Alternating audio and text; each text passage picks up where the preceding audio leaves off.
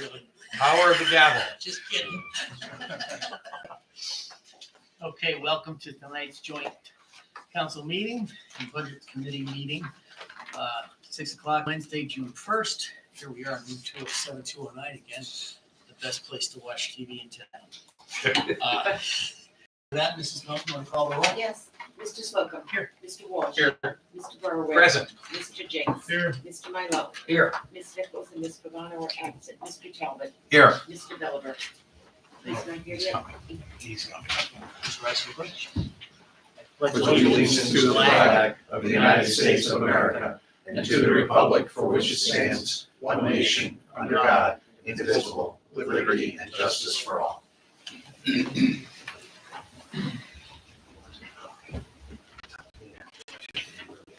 With that, I will do the handoff to Mr. Bowers. Okay.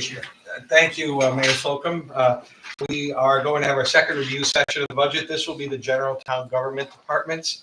And since we've all had a week to review as much of it as we've had time to, I'm going to hand it right to the town manager and then let him give it over to his departments as he sees fit.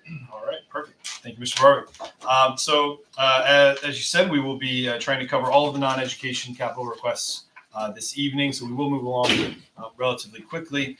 In the interest of time, I think I emailed out this schedule before, we will start with the General Services Department, which is a catch-all CNR funded vehicle replacement fund consisting of police, the building department, public works, fire, animal control for this year's requests. Page 7. And that will be on page 7, correct? That's the summary, and then each of the detail sheets follow page 7 that the department has to walk through their request. So without further ado, I'll invite Chief Dreifel and also the building official Tom Lozier to come up for his presentation next. Hello, everybody. Welcome. Evening, Morning, gentlemen. Tom. The exciting part. Everyone. Hello.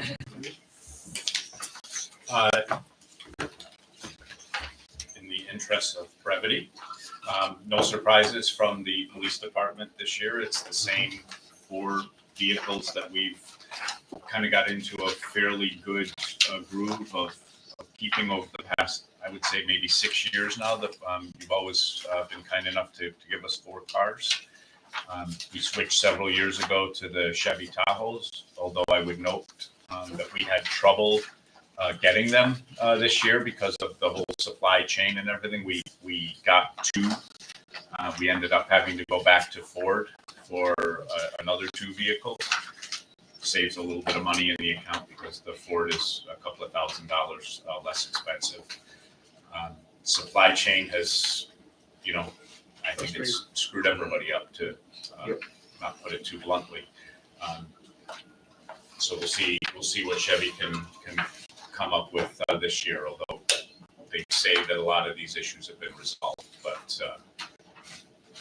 we plan on ordering them again through Richard Chevy, a local vendor.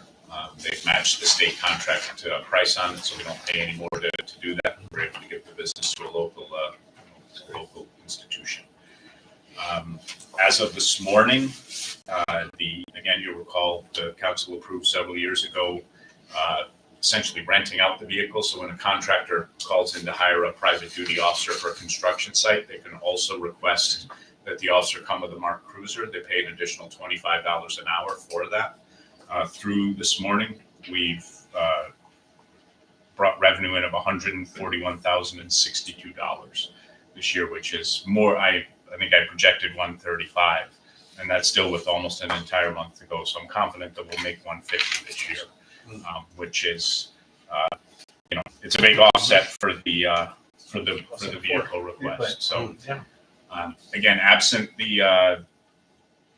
any supply chain issues, I would imagine we'll try to go with the 4 Tahoes again at some point.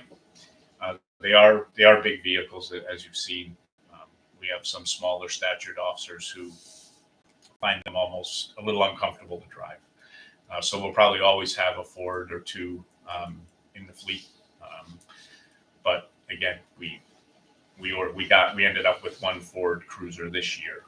Still not here. It's at the graphic shop in town now. It's ready to go, but for the graphics. But again, these are cars that were ordered last fall after the this budget process last year. So we are having issues, I think, like everybody else. If you go to the dealership now and order a car, you could probably take one right off the lot if you want anything special. You're waiting for a long time. So, any questions about the police part of it? Are you okay to go for a few months or a while? You've got a certain amount of time where the vehicles will still have some life left in them. Because we're only now getting in the two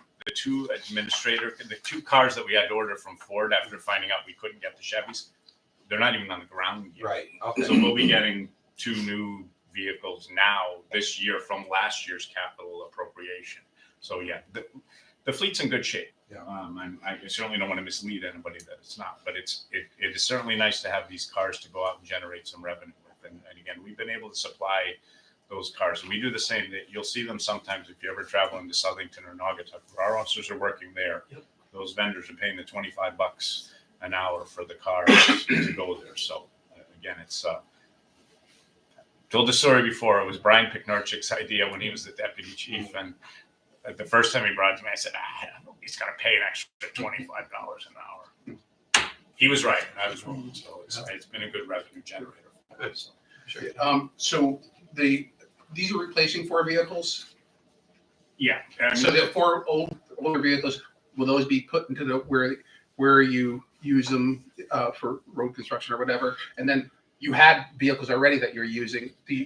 Eventually you have to get rid of some, right? Yeah. No, we work with Public Works pretty closely about, they identify which cars are coming up to the end of life. So one that you won't see around anymore was the SROs at Dodge. Had a big Ford Expedition, but it was really old and it needs a transmission, and Public Works said it's not worth replacing the transmission. Right. So that's how we generally do it. What you'll start to see this year, less and less, is the old Ford Crown Victoria style sedan.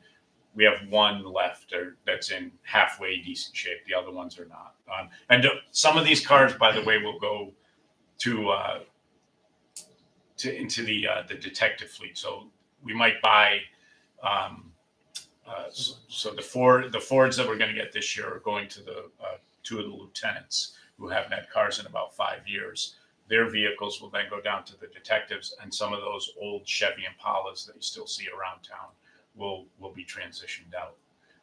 So you're saying we have like 20 vehicles that are up to date, kind of, and you have 14 unmarked, 14 marked and 6 unmarked, and is that No, that's that's part of the 5-year 5-year? plan. Okay, Yeah. so roughly, I'm just trying to figure out, because you're going to turn over the older vehicles to Public Works, and I guess assume George just throw them into an auction or something like that. Yeah. I just wonder about the upkeep of, if we have too many of the older vehicles, at what point do you just say? When Yeah. Public Works tells us it's not worth repairing anymore from the cost ratio. Or if you have so many that you say, okay, we don't need this many. Oh, yeah. Yeah, okay. Just save one of the pallets for the parade. Getting to be the antique follow. Yeah. Next time Yeah. I listen to the show. Yeah, we're not quite ready for the classic vehicle plates yet. Peter? And look, they've been okay. They've for a smaller, and we didn't purchase police package ones. They're just kind of the Chevy fleet vehicles with front wheel drive, but they've gone to detectives. They've served their purpose, but they're coming up, some of them on 10, 11, 12 years old now. Don and I were on the same wavelength, but so where do we stand with selling vehicles, and because we're putting that into an account, right, that we're using for purchasing? We do. It's available for the auction account we've used to supplement. George can jump in. Plow purchases or other pieces of truck vehicle equipment. I have to pull up the actual number that it's at now, but George, do you happen to recall? I can get it. don't have that in front of me yet. Okay. But But that's we're not dividing that up to say, for example, if we sell 3 police vehicles, that's not being put aside to offset his new purchases, or if we sell a Public Works, name the vehicle, that's not, everything goes into a Public Works account and it gets used to offset. Do you have separate sub-accounts? I'm not sure if there are for the auction account. Yeah, they are for, you know, police, public works, fire. I've got- So there is some money in there that the chief can use to offset this 174 then. Yeah, I don't know how much there is. We can get that. Yeah. Yeah, that's fine. And the one thing I would point out about that is because we're keeping them to use on the extra duty jobs, by the time we're They're- ready to go, They're not bringing there, much in. it's, $1,500 or something. That's like what I that. was gonna say, the bigger money there's in public works with some of the, you know, the bigger equipment The that's larger being assets. disposed of. Yeah, I was going to say the same, and it's actually a segue and something I know that the council, we raised when we first went through the operating budget and with the request from the building department, we did look at the council's request to see through the CPD fleet and also public works if there's any available vehicles that weren't so run down that they really wouldn't be appropriate or safe to be used with the need that Tom, and again, I'll let Tom make the case in a minute, but we did vet that through at the council's request to see if there's anything out there, kind of to the point Don's raising, of are there any good order Yeah. vehicles ready to be transitioned down before transition to a pool account or something like a pool vehicle or something like that. But we didn't come across any. We went through the full list as we did with officers' escorts too, and there wasn't anything available. So that's why you'll see the request for building here, which we can talk about next when we're ready. You may remember a couple of years ago too, there was the, every time you go to New York City, you get into a Ford Crown Victoria sedan that's now painted yellow, right? New York City came up with an idea that all the taxi fleet had to be X number or X percentage of hybrid vehicles by a certain year. And suddenly, according to the now retired Tom Mancini from Public Works, all of a sudden the market for those big used sedans dried up.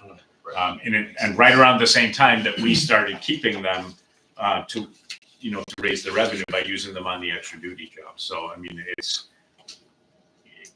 I can't tell you the last one we auctioned off that we got more than maybe $2 or $3 grand for, and that was. So don't expect much. Yeah. If you're relying on me and it being self-sustaining. That's we'll not be on happening. bicycles pretty Yeah. soon. Now police bicycles, because those Yeah. are expensive. Yeah. On the situation with the extra duty and the renting the vehicle, renting the vehicles at 25 an hour, how much is that depreciating the value of the vehicle, even though we're appreciating revenue from it? Do you know, have we been doing this long enough to know that idling those cars is a good or a bad thing? We're not putting a lot of mileage on them No, because it's they're just- just driving out and then they parking there. The engine run time. That's right, is the what run happens. time, Sure, yeah. which And happens on the street. with- Right. with And I officers imagine- on duty. I imagine that somebody looking to buy an old vehicle, particularly an old police car, is going to look at that and say, well, yeah, it might only have 110,000 miles on it, but it's got, I don't know what even Engine life legit. is- Yeah, it's a lot more. got 50,000 engine hours or whatever. Well, that's on the useful getting Yeah. rid of it. I meant just on our depreciating the vehicles for use in town service. It's not appreciable, I trust at this point. Yeah, I Or don't think don't- so. okay. Yeah, and it hasn't, nobody's called us and said, hey, look, you still got those old cars that are, they use a lot more gas or anything like that. I think it's still pretty equitable. So everything's running fine. Yeah. Yeah, Yeah. well, I think the revenue sounds terrific. I Yeah. just, what is it, 3 years now? Or more? I think it's going on, I think this might be the fourth. Yeah, it started. I think it started the year before. I've been here now 4 years. I think it was the year Okay. before. Yeah, Actually. so could be. Probably Because I 5 think the years. first year you were looking for 19 or 20 grand. Yeah, I just didn't, And you exceeded that. by Yeah. law. Yeah, even this year I put 135 and I had 3 years to go on it. It looks like it's gonna be 150, so Right. I don't know. Yeah. That means Jim will want me to put 160 next year. So- And then we'll push it to 170. Exactly. The council will move it higher. Could we charge a little more per hour for it, or do you think you're kind of pushing the market where it is? We could always try. We're kind of right in the middle amongst the towns. Some charge more. Some charge like a flat rate, like it's $100 for the job. Right. So I think we probably make more than that at 25 an hour because most of the jobs are going at least a minimum of 4 hours, probably more like 6. But I've seen the number as low as $10 an hour that they charge for. So it's a possibility. Well, we don't have to. add But do you have a minimum, Yeah. a minimum, like, as you say, it has to be a minimum of 4 hours? No, so the officers get paid a minimum of 4 hours, even if they're only there for 2, but the cars we did on just a flat hourly. 'Cause maybe we do that, we say, if you want the car, it's gonna be, you have to do a minimum of 4 hours, and anything over is $25 an hour. Give somebody a break, for God's sake. How many hours? How many We have hours those are you schools. racking up in the course of the year? Do you go by? Obviously, you go by money, but do you go by hours at all? We have it, it's just I don't know, there's probably a way to divide that by $25 and come Probably up with is. that number, but It's it's, very good. yeah. It's a project for tonight. Yeah. Come on, Jim. Come on. Where's the kill? Somebody did it for those, Yeah. nips. Next year we go, I don't know. I come up with about 5,600. Probably, yeah. Does that sound right? How much? $2,600? No, 56. I took the revenue divided by 25. Right, yeah. 56. If it's a straight. I mean, right. Yeah. Hours. Yeah. So 100 hours a week. So just that's $5,600 for every dollar you add. So All right. Any other questions for the chief? No. All right. Thank you very much. I have one more though. Oh, you do? What's the other? I'm also in charge of animal control. Oh, okay, yeah. I'm sorry. So, that's okay. You Don't are, be yes, sorry. of course. I just saw the van coming out today when I went by. Yep. So for the first time, 16. Yeah. The first time in my career here, the current the van that you saw today is a 2007 Chevy cargo van. It's got 87,000 miles on it. So the mileage isn't that bad, but as you can imagine, of the 87, probably 82 of it is all in town driving. Yeah. It's 15 years old. It's starting to show its age. It's also much larger than I'm not looking to replace it with something like that, like a big rear wheel drive cargo van. It's terrible in the winter, as you can imagine. It's, because there's nothing in the back. And the most that ever is in the back is like 2 dogs, who don't really weigh it down very much. So the trend seems to have been to go for a Ford Transit Connect. I have one of those. They're great. Yeah, not the big one like we have for the command post, but the smaller version of it. Again, the one thing I would tell, I put a placeholder number in here, for lack of a better term, of $45,000, because when I was going through the budget process back in January, I called the dealer that we use, and they're in. You remember January was kind of the middle of the we can't get anything, everything's going to cost $1 billion. That's the number he kind of threw out as a safe bet. I talked to him today. He thinks it'll be less than that, but he couldn't commit to the portal for him to order a 2020. I think we can probably get into a 2023 now. Doesn't open for another couple of weeks, so he doesn't have the fine price. But I told him I put $45,000 aside. He said that should be fine. So again, this is a once in 15-year Pretty bare purchase. bones too. I mean, we're really talking about a cage between the driver and the dogs. Yeah, and then we just put cages inside, Right, like of course. crates, Right. So it's pretty stripped down. It'll be nothing. We'll have to get it marked, Right. and maybe a couple of yellow lights on it, because they do sometimes stop at the side of the road to deal with So something. But, expensive. yeah. So again, look, I don't anticipate that we would need another one of these for 10 more years likely. And again, it's a 2007, so it's been a good 15 years since we've asked for one. But again, there's an animal control officer scheduled to work 7 days a week. They sometimes have to drive up to Hartford to drop off a carcass at the state lab. They sometimes have to go out of town with injured animals if we can't get our vets in town. They need something reliable. I think this will get better gas mileage. I think it'll be better in the snow because it'll be front wheel drive. I just think it'll be more practical for them to use. So, and again, I anticipate it'll be something less than the 45,000. I just can't give you a number right now because he wasn't able to give it to me. Any questions? Pretty straightforward, doesn't seem to happen very often. Any other hats you want to wear tonight? The fire department doesn't need any vehicles this year. I have a good authority. You're doing well. You want to do the Yeah. That's why Jack is Tom here. needs a car. Yeah. George probably doesn't need much. You're the best looking chief so far. All right, there we go. All right. Thank you. All right, thank you. Your time. Thank you. All righty. All right, the time to move on to, Yeah, if we flip back to, okay, I'm sorry, I just lost my place. Oh, go ahead, I guess. No, page 15. I don't know where we are. Page 15 is the building department request, $29,000 for the escape. And again, I'll let Tom just kind of speak to the recent activity and then additional activity that we know is coming, including meetings just this week. So, Yeah, thank you. So, good evening, everybody. Building department's requesting a new vehicle to fall in line with what we have now. We have Ford Escapes, all-wheel drive. Because of the weather that we drive in and the terrain that we go on, that falls in line with what meets our needs. We have 3 inspectors and we only have 2 vehicles. So with the, we have added revenue due to added permits, which means added inspections. So myself and the guys, we're out running around town. Inspections aren't always in the north end or south end or down West Main Street. They're all over the place. So we're trying to keep up with the need. And I feel that the department can run a lot more efficiently by having the 3rd vehicle. And with the, while we're on revenue, our goal was 625.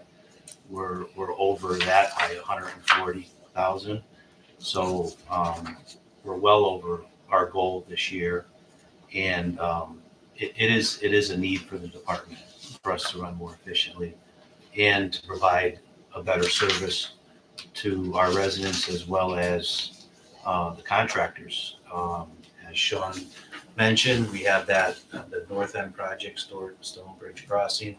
It's 156 units. We just met on that yesterday. And, we're going to be going over there. I may be stopping in on the way in, stopping it on the way out. You know what I mean? Just to get all the inspections in. There's only 3 of us, and that's going to be a huge project. Never mind all the renovations, all the work that's going on. Every street you turn on, there's something going on as far as building. So, I feel it's a need. We did. Sean and George reached out and to see if there were used vehicles somewhere else. Some other vehicle in other department that we can borrow. It's just. I don't know that it's the best idea. We did look and there wasn't anything available. How long do you have to wait? We got a price of 29 from Dowling Ford, and to be honest with you, I didn't even reach out to them and see how long it's going to take to get those vehicles. I know it's a little harder right now, but depending on how it goes tonight, tomorrow I can make a phone call. But this is off the state bid, and this is what Yeah. They looked into it for us. I told them exactly what we needed, and that's the real number. Right. and you're not looking for anything special anyway in the Nope. vehicle like the others Nope. are. But they need one. That's why I was asking if Right. there's something really available as opposed to like, Yeah. the police. And you said you do inspections on the way in, so did the inspectors take these cars home every night? Only I take the car Yeah, home it's for a share. emergencies. Yeah. So if there's emergency call-ins or a fire that happens, No, he has to come, yeah, whether condemn the just building or not. curious. So, yes, certain department heads have take-home vehicles. Okay. And then I will hit an inspection on the way in. If we couldn't do it, the day before, I'll pick that inspection up on the way in. Do these cars get marked or no? They just have a seal, Town- build- town building seal, department, that's and people feel comfortable when we pull in the driveway, see it's a absolutely. town No, vehicle. that's what I That's wanted good. to make We sure. all wear Yeah. IDs, Yeah. I think that's what this is the car, and then how much does it cost to put a seal and Yeah, other it's stuff on it? Not much. Not much, right? No, that's the cost. I think George takes care of the seals, right? Sure. Thanks. Yeah, yeah. Starting now. Make sure you spell Cheshire right.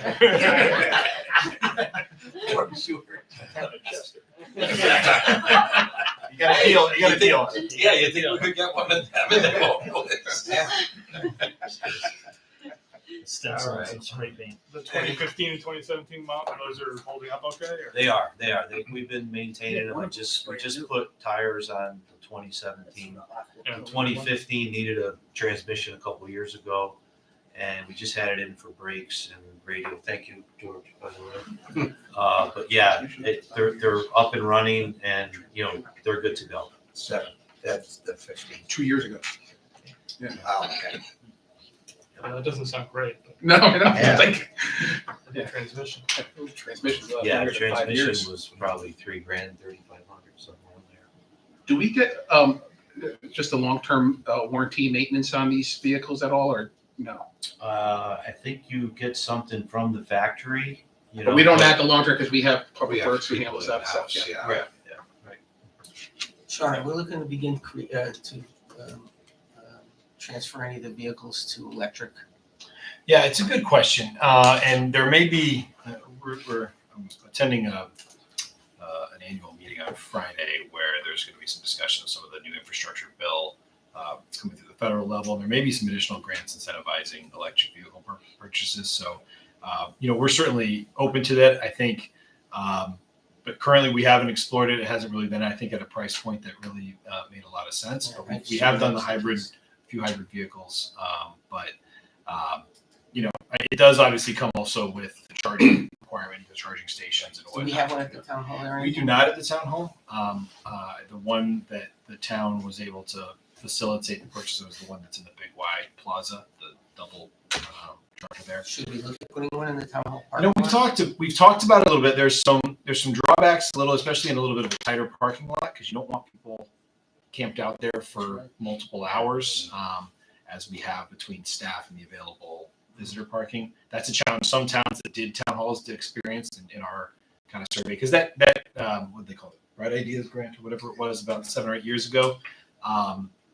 In fact, the town I was in at the time did one in the town hall, and we learned some of those lessons ourselves. So, but again, it all depends on the layout of your parking lot and your available parking. But certainly, it's something that we receive requests from time to time, and I know the Energy Commission is asking about whether we can, I'm sure there will be maybe- grants and the movement is in that direction. Unfortunately, there will be a point where we will be penalized if we're not doing That's right. things quickly enough. So we just have to be careful. It's a kind of a fine line to draw. I would, and we'll talk a little bit. When they come after us. They will start limiting Oh, of things. course You they know are. they will. You know, I- There'll we'll be talk- penalties for not Yeah. moving. Yeah, we'll talk about it a little bit later, actually, as we talk about the West Main Street parking kind of ideas that we have. Is that might be, if you're going to do one in an area that hopefully is a future sort of walkable shopping area, someone could park and get.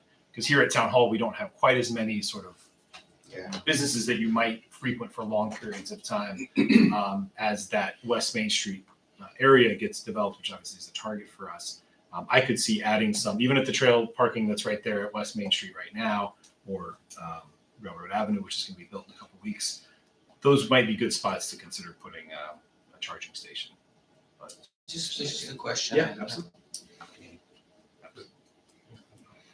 Any other questions or comments? All right. So Right. thank you, Tom. Thank you. Appreciate it. Thank you. Have a good night. Thank you. We'll move over into the public works fleet here. I know Chief Kasner was at an event. He's planning to come by here in a little bit. He has just one SUV request. Yeah. He wanted to make a pitch for, so he'll probably be here soon. But why don't you fire away? I think we'll flip back. Sorry for all the flipping, but we'll go. Let's start with the public works vehicle replacement program. Page 7. Should be page 10. Yeah, for the actual request. Yeah, the actual request, page 10. We'll start with the van, I believe. Sure.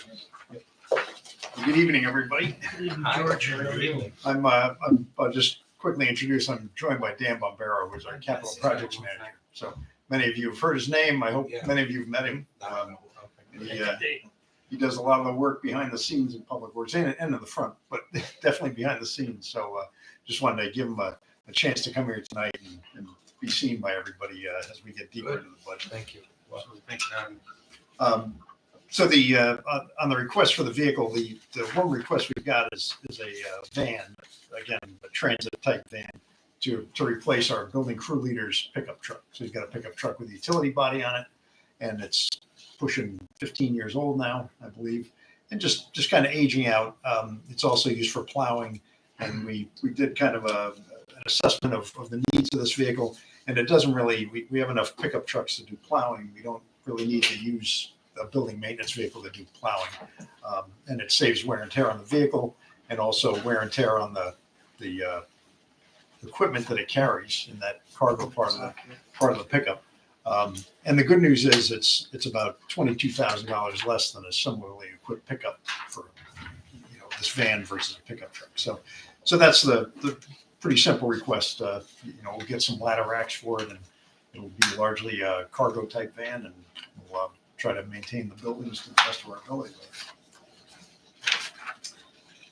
So if there's no questions on that, Questions on that before you I move just on? had one question as I look at it. The chief was looking at his van at 45,000. You're at 38,000. Is it the same van, and is there an opportunity for you guys to work together to get two at a lesser price? Just a thought. we can certainly try. Is it the same vehicle? Yours all-wheel drive, or No, ours would just be front wheel drive something type. like his? Just a thought. I'm looking Maybe at the his difference. was all in numbers. caged up though. He said he just had the one thing in the front. I think he said it was a conservative number, but it might be worthwhile to buy two Sure. if they're similar and try and make sure that just as I look at it, just there is a discrepancy there. So Yeah, we can absolutely work a deal, and there's different levels of transit vans, of course, but I'm not fully aware of what he's requesting, but we can absolutely try to purchase. Get a I did look yeah. at one recently for a business that I'm involved in, and they told me see if we can wait a year because they said it's the absolute worst year to buy a van, a transit van. It's absolute worst. They said the prices are just incredible. I'm not suggesting you wait, but it does look like there might be an opportunity for The only thing that may help us a little is that these are off the state bid, which were put in. Those bids were put in about a year ago, so we're kind of looking at retroactive pricing. Sometimes it almost they have to actually honor. might They have speak. to honor those still. They still have to honor the state bid. So one argument could be potentially, depending on the timing, that those bids might be worse next year. So that's to your point. No, I'm not. There's kind of a lag on the state. I just saw the difference. I think if it's a similar van, maybe you both can work No, together. we'll definitely check into that. Absolutely. Sure. All right. I don't know if you want to go into the grounds equipment, or you want the chief to jump It's up in. to you. You want to do maybe just do grounds equipment real Yeah, quick, sure. and then Yeah. I'm not in any rush. I have to go to another meeting after this. So. all right. Do or don't? I do. Well, do you want to go now? Sounds No, like sounds sounds You're like not we're in a trying to rush hurry. to get Yeah. We'll that. just do this All right. one. This will be this one, and that will be the last of the Okay. fleet, and then we'll go in. What page or? Page 12. Page 12, next Oh, page. right. Let's go. Okay. So this is grounds equipment. This is pure equipment to maintain our sports complexes and open space and everything else. And we made a request for 3 vehicles, and the town manager cut it back. I believe the mower was removed from the town manager's portion of the budget, which we support. So this becomes a tractor and utility vehicle. So we've got a tractor that we use on many of the fields, whether it's for mowing or deep tining or augering or front bucket for different variety of things. That's the old tractor that we inherited through Park and Rec is getting pretty on in years, and we'd like to replace that. And then a utility vehicle, which similarly we use for open space, like a gator type vehicle. Go out and we'll cut down trees that have fallen across trails, or we'll inspect trails for safety or access or different things like that. Move materials back and forth across open spaces of land, that sort of thing. So Did there's, we buy that big fancy mower last year? a couple of years ago, we bought We that did buy 12-foot that, mower, so right? it's still Yeah, working good. And that's working great. That was the I thinking changed it. of the three, as I was trying to. Bartlett in like Yeah. 13 minutes. oh, okay. Yeah, that one was quick right now. Wow. We need a 200-foot mower. Exactly. One strip and it's done. But yeah, it's been a fantastic purchase, and this tractor kind of complements it. It mows. It's more versatile, obviously. It does a lot more than just mow. So that's the help. And this one the one you're not going to get, it'll hold up and put it towards next year probably. Correct. Yeah, As long as you go. we managed to get kind of I think we got 3 mowers for the price of 2 a couple of years ago. Rich Pruitt, did some dickering to get us some really great prices. So we were able to get kind of a very comparable mowers that weren't his name brand for a lot cheaper price, which was a credit to him. So we're doing pretty well for mowers. And I thought I read in here, they're just replacements, right? It's not additional Correct. Yeah, equipment. that's correct. Yeah, just replace them like mine. Yep. Any driverless mowers available? That's coming. Like a Roomba. Yeah. Yeah, And right. mowers, For the yeah. mower, yeah. Because you might be looking at electric ones of those too. So. I think so. Yeah. At some point, yeah. You can almost see like a drone type mower situation. Yeah. So. George, the utility vehicle, where do we stand in town because I know that, Jack, do you have a Gator? We do. Who else?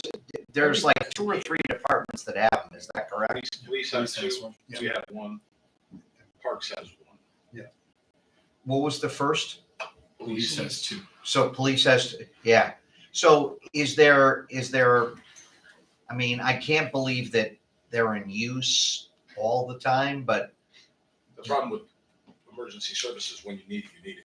yeah. And you want to know where it is, so you can just go drop it on the trailer and go. And if it's up in the middle of one of the open spaces, if somebody's stuck under a tree in the woods or whatever the case might be, we don't want to wait 20 I think last year it was used on the Coleman property, was it? Is that where they rescued the, Coleman property, we've used it. when they hit the power line? We had a guy that was doing work on the high tension lines by Cheshire That's farm. right. That the truck was on, the vehicle he was in was on fire. We used it to get to that. We used parks and hours. But we use them more than probably most people would think. And are you retiring one, George, then? Yeah, we push one out. It's, again, we inherited a pretty old one. And it gets pretty beat up because obviously we're moving rocks in it and gravel and all kinds of stuff. So we try to get the longevity, but we also use it for what it's worth, that's for sure. Other questions or comments? All right. So don't go further, George. Yeah, or you can stay there, I mean. Yeah, stay right there. Come up over here. Yep. I apologize, I'm not in uniform. I dressed as a public works director. Was your Halloween? That means I get a raise. Truck this year. Just one replacement SUV. One of our Tahoes is almost condemned because of the undercarriage and the rotting that's happening. It's page 14, sorry for the flip. Yep. Thank you. It's just, the fleet manager has looked at it and told me last year to replace it, and I pushed it out even. So we're at the point now where that we're replacing big parts, and it's just met its expected life. It's a 2007, you say Tahoe now, right? Yeah. Tahoe. And that just shows how much better we take care of our vehicles in public works. That's right. It's in 2007. One thing I wanted to mention, the other numbers, the fire apparatus numbers that are in there, I'm going to say those are placeholders because that market is going crazy. Right. It's going to cost us in the area of $1 million to buy a fire engine. Page 39. is Wow. what you- Prospect just yeah. bought one for over 850,000. So it's just insane. The steel cost and everything else is just. I'm not looking for one this year, but I want to at least put it out there for you because when I come back next year with the real number, you're going to say, you only had it in there for 650. Well, that was pre-COVID, and I can't even get a number from the manufacturer right now. Right. I think we have somewhat higher numbers than we used to have in there. I know when I started, they were 650, 700. Like you said, the pumper here is I've 950. tried to keep up with it. We're but trying to it's- put reasonable numbers, but they all have to be replaced. Fortunately, they're in good enough repair now that they can, maintain the need, but they don't last forever. And that's another ongoing expense that we all know is. And back to, I think it was Tim's point, if I ordered it today, I would get it in 2024. So that really puts us in a bad spot from a budgeting perspective because it's met its 25-year useful life and I'm going to order it. I'm still going to wait 2 years to get it. Right. So there may be a lag with it. I'm having to put more money into rebuilding a pump for $30,000, which I'm trying to avoid by maintaining the fleet and replacing them. But I just think it wouldn't be fair if I didn't kind of put you on notice that may be happening. Right. Chief, did we can see the effects of COVID with getting the equipment, but did we have more calls during COVID because people were home more, or was it about the same? About the same. About We the went same. to So they didn't get a lot more 900 use and calls stuff. last year. Okay, And yeah, that's right in line because we're between 850 and 1,000 this year. We're going to be a little higher, believe it or not. We're over where we were last year in July already, so we're higher than last year. and I see North End Fire, item 2, on page 39, town manager endowment. That's an as need. We know, you always bring it to our attention. It's been in there since the last time I was on the council. And we'll Now see whether it might be really coming. Yeah, the difference is now there's really well, something. yeah, that's true. That's There true. may be a reason for it. Yeah, But yeah, in all seriousness, that's something that definitely takes some studying and planning. And Right. Again, it looks like shovels are going to be in the ground sooner than Yeah. later now, with at least that first phase, lot 7 on North End property. By the end of the week. The shovels will be in the ground. So we're, that's really more of a reality, I think, to your point, than it's been, as it's kind of been a placeholder for some time. So again, worth further conversation and study to make sure we get it right size, identify property, all the stuff that we'd have to do. Jack's, already been working on that really for some time, but Do you even think 5 million is a reliable number? I think we've always said that's really just That just seems property. like- that might That's just be- property. Oh, okay, fine. I think I said in the description, I think that's just property I acquisition. thought it was the opposite. Building I construction think it's only. building construction Oh, okay, only. building It's the opposite. construction. Yeah, We're but assuming property is. yeah, it's depending on whether we were able to get property. It just seems like a low number by today's standards. In today's, a year ago, that was probably, 2 years ago, it was probably realistic. Now, I think I would have to agree with you that it's probably more like Probably the 500 number that was there 500 last time you were on it. I was just saying, I thought it was $4.5 million 20 years ago. And we were always figuring the land would come from somewhere, either somewhere that we had already or the developer would donate a couple of acres or whatever, whatever developer, whatever part, somewhere around there, but. All right. While we're on that page, if Yes. I could just draw your attention to the last item on 39, especially while we have Yeah. Chief Kasner, who's also our city management director, and Dan Bonvero, who's been assisting. There's a request here, a new request, not the first year, but a proposal for outfitting a room here in the basement of Town Hall. There's some For an storage EOC. rooms for an actual EOC, an actual emergency operations center.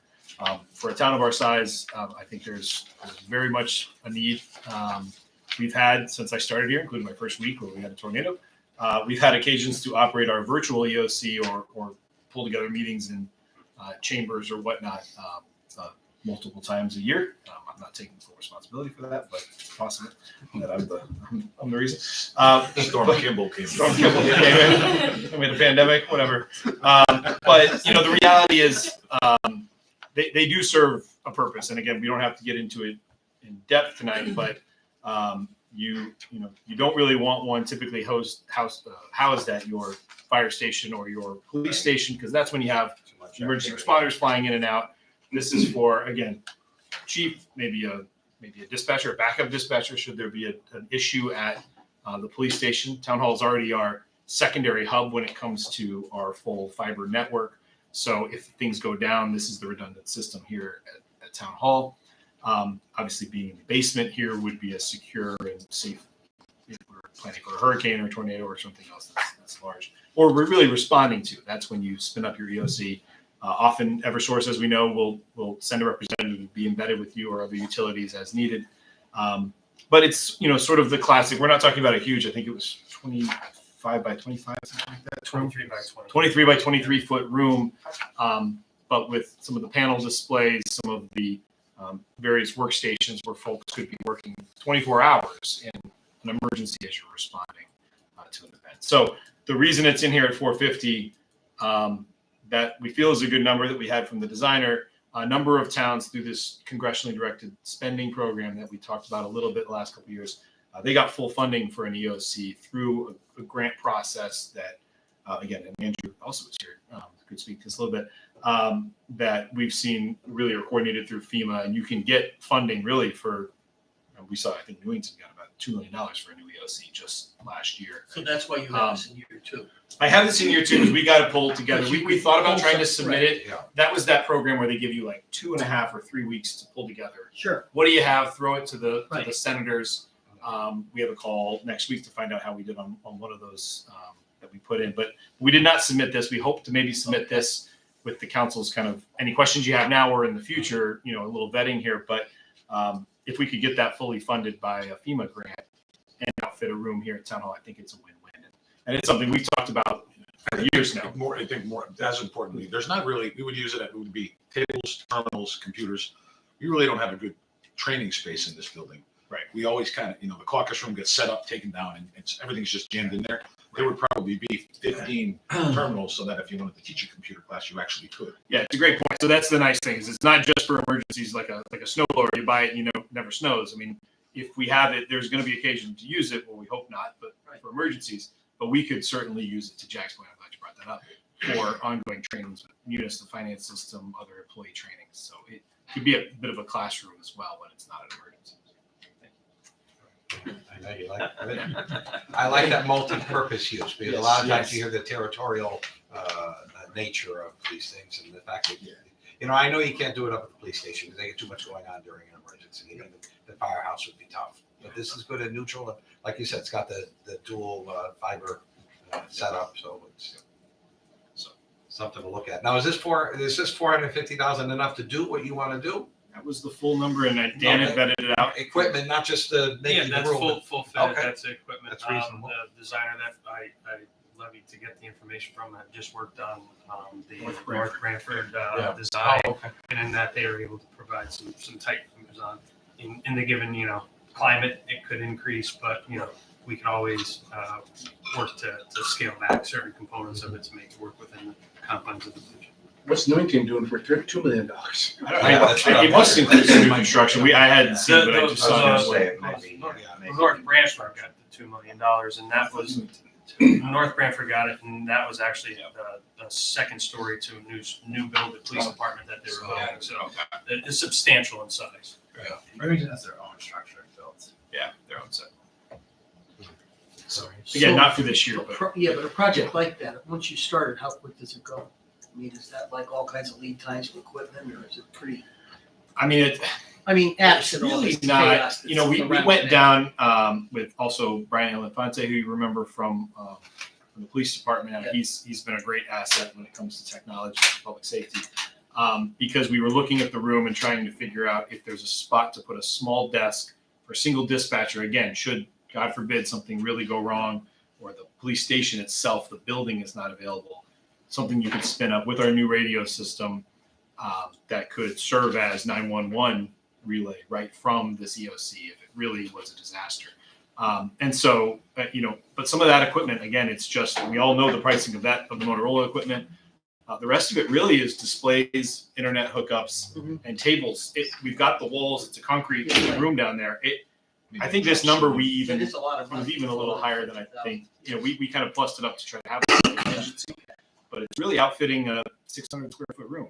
And the planning is pretty straightforward too. It's not like. Yeah, there are guidelines. There's an extensive document that Dan had forwarded me to from FEMA, recommendations on how to set up an EOC. So there's certain considerations you want to make sure you have for a versatile space that's able to keep up with changes in technology, of course, too. But we check a lot of the boxes in this building, being a fiber hub and extensive Wi-Fi. And I mean, some of those Generator. and the generator, it's a generator building. Yeah, So it, as we looked at all of them, we had talked about schools, maybe, I think over the years, there's been some proposals of putting an EOC maybe in a school building somewhere, but really, for a lot of reasons, the town hall makes a lot of sense. For example, parking, it's central. It's a place that elected officials and staff are familiar with coming. Our badges all work to get in the building. I mean, things that you'd want to be happening in the event there's an emergency. So we all, I think this is a good idea. What do you do this year to make it happen for next year? So again, I think, we'd love to see, well, I mean, certainly we could advance it earlier if we felt we were willing to fund it one way or the other. I wanted to put it through as a proposal to get, we just were just starting the design and planning phase when it came time to submit for the grant. But certainly, if we had general consensus that this is something that the council would support I'm not doing, sure that we do, but if we did, I just think you need something like yeah. this that makes sense and Sure. there's money around. Yeah, and it could be the case that if we get a tighter design and things are ready to go, we could seek a special appropriation to do so, particularly if we were going to be submitting for a grant. Right. We can do that off cycle of the capital budget anytime we want. But I just didn't want to miss an opportunity to put it on the table tonight. There's a Yeah, please. specific letter of support we have to get from the Department of Homeland Security that's part of the grant application. And when we got the notice for the congressionally delegated spending, we didn't have the time in order to get it. We had no idea that was part of the process. So we could actually get ahead of that now, start that. We have the design. So when we go in, we get this 2.5 weeks window of time to submit for these grants. We'll have all of our ducks in a row. I guess that's what I was thinking about, because there's always a process. There's always, exactly. And that was one of the reasons. That was one of the hurdles. Yep. So we can start seeking, that letter of support and go from there. We'll keep the council apprised as we You all think that's a fairly good approach? Okay, good. appreciate it. Anything else on fire? All right. Chief, That's thank it. you. Thank you. You get your next meeting. Apologize, yeah. No, yeah. And then then catch time from work Good seeing you, outside. Jen. Good to see you. We were ahead 4-0 the first quarter of the lacrosse game. too. Thanks for coming. Where do you want to? Oh, so I think we'll move right into, well, actually, if it's okay, yeah, we've got a, I was going to take, yeah, Andrew, why don't you come on up here too? We're sort of saving some of the public works and WPCD for the end because that's the bulk of the request. So if it's all right, we're going to flip ahead to the planning and development section, which is page 33. And a couple of items that we'd like to talk through that Andrew is helping coordinate and that you heard about a little bit as we get some of the state budget funding. These are some items that we've therefore put into the budget to support. So we'll start if we flip ahead again. We're focusing on year one. So if anyone ever has questions about other out years, please obviously feel free to jump in and ask. But in the interest of time, we're focusing on the year one request. So you can flip ahead past the PCD update to page 36, which is the Veterans Memorial upgrades here in town. You'll recall we received a $200,000 operating budget request from the state in the adopted state budget for Veterans Memorial upgrades for the town of Cheshire. So, and again, this has been a project that Andrew's been working on, as you're aware, with trying to update the plaques themselves with updated names and clean up the memorial. So actually, I'll probably just kick it to Andrew to cover this one real quick. So yeah, so we put out the call for veterans, so for all different eras of service, and we got pretty substantially about 26 different applications, some back to World War II, all the way up through current service. It hasn't been updated since 2012, and it was originally installed in the late 1980s. So what's been happening is there's just these little names that have been kind of screwed onto the plaques out there. And then the most recent iteration, they put kind of a catch-all plaque, which has the different eras of service and then the names all put on there. So what we want to do is we want to take all of the names. There's a committee that's already been that's been established, and then re-alphabetize it and put everybody back and then recast the plaques that are out there.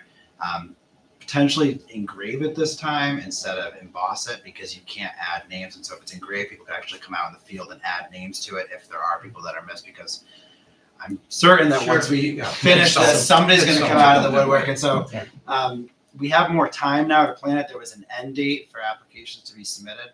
And so now I feel that, I don't know when this money is going to come from the state. And so I think we could open it back up so we could kind of put another call out there. We wanted to try to do it for Memorial Day. Obviously, that's not going to happen. So we want to do it once and do it right. But in addition to that, there's some work around the flame, the paradox, which is out there. There's some boxwood hedges. We'd like to take that out and put brick back up to, as was originally planned by the design when it was originally installed back in the 1980s, and then do some lighting upgrades and then fix some of the brick sidewalks around just the plaza outside this window here. Do you have the artist involved in that? Because he certainly. So Next step. Yep. Yeah, we would like to. We have a agreed upon fix that had been kind of negotiated after we did some repairs out there, and so we think we could kind of fix it and put it back to the way that was originally envisioned by the It's artist. still like a final agreement on that from the artist, to your point, but we this money that we've All heard about it. come from this money that has come from the state is frankly at a level that would allow us to do all of the upgrades that we need to do here, really at this memorial, and potentially some work down at the Park Memorials Will he as take well. the boxwoods? Will we could repurpose We'll them? replant them. I was going to give Put them them in to a park. George. The artist. Seems only fitting. Andrew, just a question, if I may, because a long time ago, well, everything's a long time ago, but I recall when there was talk of really revamping the Veterans Memorial, they were talking about possibly relocating some of these. None of that's involved, I hope. So we were talking about, there's one memorial that's against the wall here on the side that faces towards Paradox, taking that and then turning that towards Route 10 and then having a walkway from the sidewalk up to it, because you can't get to the There's no way to memorial now. get There's to no it. way to get to it. But at least it's going to stay here, because I It's think gonna this stay. it's a fitting place. It's a beautiful place. The large stone. I remember Yes. John White suggesting that that all of us get picked up and moved somewhere else. I wouldn't suggest that. I would never advocate for that, but I remember it being talked about. I mean, you'd be surprised how much use this courtyard Yeah. gets out here when folks are getting married downstairs and they go out and they use this as their backdrop for Oh, photos and whatnot. I mean, beautiful it's a backdrop. really nice spot, and so it just needs a little bit of work. We've met with Public Works today about doing some landscaping improvements and whatnot around. Is that the within grounds. that $200,000? So we'd like to do not just, but to do the whole kind of Gotcha. memorial It's a plaza, holistic if you sort of will. approach to getting it perfect. And the one at Bartlett is gonna stay where it is too, right? Or I thought in the plans we were moving, we're So the moving Gold that? Star, yeah, there's a number of different, so there's the one right as you come in, Right. Star. No, that's not planned to be moved That's at all. The idea originally, as we were working through Bartlett South, as the veterans group reached out as part of the public participation process, they asked that there be some sort of veterans memorial along the walking path. The one thing all of these wonderful memorials do have in common is they're all right on Route 10. So some veterans have said, look, it'd be wonderful to have an area that's a little quieter, a little removed from Route 10. Again, to be designed and determine what that would look like. There's been some ideas thrown out. Again, there's certain parameters for getting your name on this wall. Being a Cheshire resident at time of service, there have been some proposals that maybe that gets relaxed a little bit for a different one if you did names, or maybe it's a wall or a memorial that doesn't have individual names on it. And there's a lot of things you could do to be determined, I think, by a committee and a partnership. Will any of this funding be part of the new? Yeah, so that's something that we, now Jim and I have talked a lot about how to kind of handle some of these new grant funding, including the Bartlett South grant funding that's coming from the state budget. And we need to make sure that, we're not crossing any bond council issues with respect to adding to an existing appropriation. Again, the prior appropriation did not contemplate the Veterans Memorial, so I don't see that as an issue. It was, of course, it was part of the larger plan. But yes, as Andrew and I first talked about, this money was frankly a larger amount than we really felt we probably needed just for that specific memorial.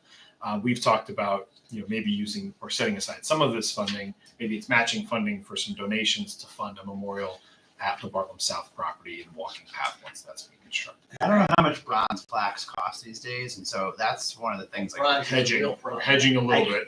And that's what we're trying to It's like figure chips. out the best way to do this and do it right.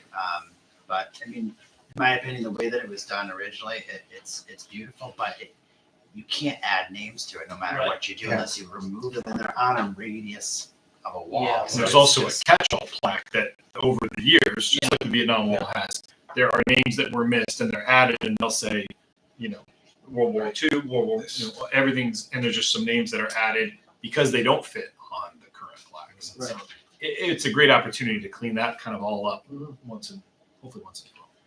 And the high school has a memorial too. Is that going to be fixed? So I know was- there's that some was- issues here. John White brought that to my attention. I wasn't sure. I didn't know that was there. So he brought that up and asked if some of that could be dealt with. And so I think we need to kind of look at all of it and just kind of bat around. Yeah. And one of the requirements is that you have to have been a town or Cheshire resident, and it has to be evidence on your DD 214. So we're getting some folks who want, came here the day that they came back from Vietnam and raised their families here and everything, but they're not able to be on this. And so it's like, so there's a committee that's going to have to be established that's going to have to look at all this, and so it's done once and done right, because I certainly don't want to be the only one to make these decisions. Well, and there's been a lot of movement on that one at the high school, because when we did the addition 20 years ago or whatever it was, there were individual trees for some of those plaques. Then they took them all together and made them on that pole or that, At the base of the flag. Yeah, and so that's been moved around a lot anyway. It'd be nice to have more of a permanent home. Sean, I had a question about the bond council statement you made about this money that may come in for Bartlett.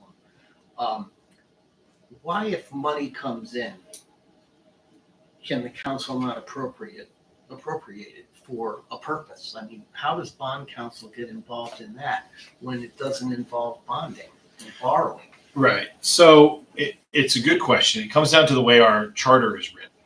And ultimately, and again, Jim can jump in. I know this has been the case for some time. Projects, it really comes down to the projects that have gone to referendum, right? In this case, Bartlett South at $7.9 million. The authorization to spend on that project, on that effort, is $7.9 million. So in the Bartlett South money, the $250,000 that was also added to the state budget, the issue there is that $250,000, it doesn't allow you to spend beyond the 7.9 million because we only have voter approval for that effort. We have voter approval of 7.9 million. We could go back to the voters this November and say, we would like to add $250,000 because it is higher than $500,000 in totality. It must go to referendum, even though it's only $250,000. Because you're making the project 8.1. It's really 8.15 million now. It's a help me if I'm getting it wrong. So it's really that look back period in our charter of the 5-year requirement, right? In addition to the authorization amount being what the voters said yes or no to that. But I get it's counterintuitive because it's in this case it's free money, right? It's money that's not adding to the tax burden. It's not adding to the local tax share. So it Well, is. I guess the charter contemplated you reducing the amount of borrowing if you had additional funds. I think that's the way the resolutions are. So it also sort of read, right? leaves it in there, so you stay at 7.9 with that money. Yeah, I mean, again, And Jim, don't feel borrow free at all. if I have any of that incorrect, but that's been the ruling of prior bond council and current bond council before. But this was money for a purpose that was not intended with the design of the 7.9. Right, this one is a little It's for different. something Right. different. So Did I you would have that exactly. discussion with her last week? I think you said you were going to have that. Did you get I that? think we clarified? did. I'd have to confirm on the phasing, but no, I think we're okay on this one because the original effort went to the voters. Phase It had one. nothing to do with nothing to do with Veterans the Veterans Memorial or Memorial. anything. So I this was should be- speaking more to the 250 that was for general Bartlett South Right. improvements. Right. That is really tied to the 7.9 Yeah. million effort. Now, we also, in this case, and I know That's a lot of- phased. That's the piece I don't understand. We're not doing a total project there. Right. It's phased. I mean, we only voted on the phase that's being done. Right. So we can't do something that's part of another phase, that it's under a referendum number? I mean, if we assigned the 250 to phase 2, That's what I mean. then you could I'm Rearrange pretty the sure you furniture could do without really confusing a lot of people? And again, it came to us from the state, just as Bartlett Park South Right. 250, we know nothing, right? Yeah, So it just seems it's like not the like charter this is police- for the turf field part, or it's not for anything specific. So Right. I agree. I mean, there's more conversations we can have Yeah, around I that. didn't mean to get us off track. It just. No, but But no, so it's a all point. this It's free a question money we all have. floating around. Right. The other thing we recall is that we also had designated $2 million of ARPA funds to go to that project. So at a minimum, we've said we could also reduce, we could put 1.75 million of ARPA funds to that project. Exactly. With the Use 250 from the the other state. 250 And now you have right. 250 that Yeah. has less restrictions that you could put towards some other. In Yeah. fact, that's something I know John Gullick won't be here this evening. If we did that and we have a need that again isn't actually in this capital budget, we need to plan for some field upgrades as we take some of those fields offline at the schools. So maybe Highland and Doolittle. If we use some of those ARPA funding, maybe justified by that 250 that we just saved, and invested in the school fields to make them playable for use, especially while construction's going on, that could be a win-win. That isn't going to the Bartlett South project, Right, but it's facilitating Bartlett South. right. So that's something we just talked today. We were going to talk about, but he'll be at the Tuesday meeting, not tonight. Okay. But it's a great question and one that we need to still get clarity around. Okay, good. All right. Did I get you off your game there, Andrew, or you pretty? Any other Veterans Memorial questions? We can go to the next one. exactly what you're All right. So What the next item that Andrew's also helping oversee is the West Main Street Park. So next page, 37. It's titled West Main Street Parking, also streetscape and trail access improvements. Again, there was $150,000. There's a theme here that was secured as part of the fiscal 23 state budget to support a parking lot solution in the West Main Street area. So this project contemplates that $150,000 as funding. You'll see there in the revenue side, but $200,000 of town. So unlike the last one where it was all state funded, this one contemplates a $350,000 cost, which would be $200,000 of town money and $150,000 of money from the state. And so this is for public municipal parking on the Ball and Socket property in partnership in a long-term lease agreement that we would need to work out. for motor vehicles and bicycles to use the trail, and also fund, again, as we were talking about it and the council has raised before, the issue of trying to provide additional parking in an area that we know is prime for development and more business opportunities there in the area. So I'll just turn this to Andrew real quick for any other. Sure. So I mean, it's no secret there's a lot of pieces of this puzzle on West Main.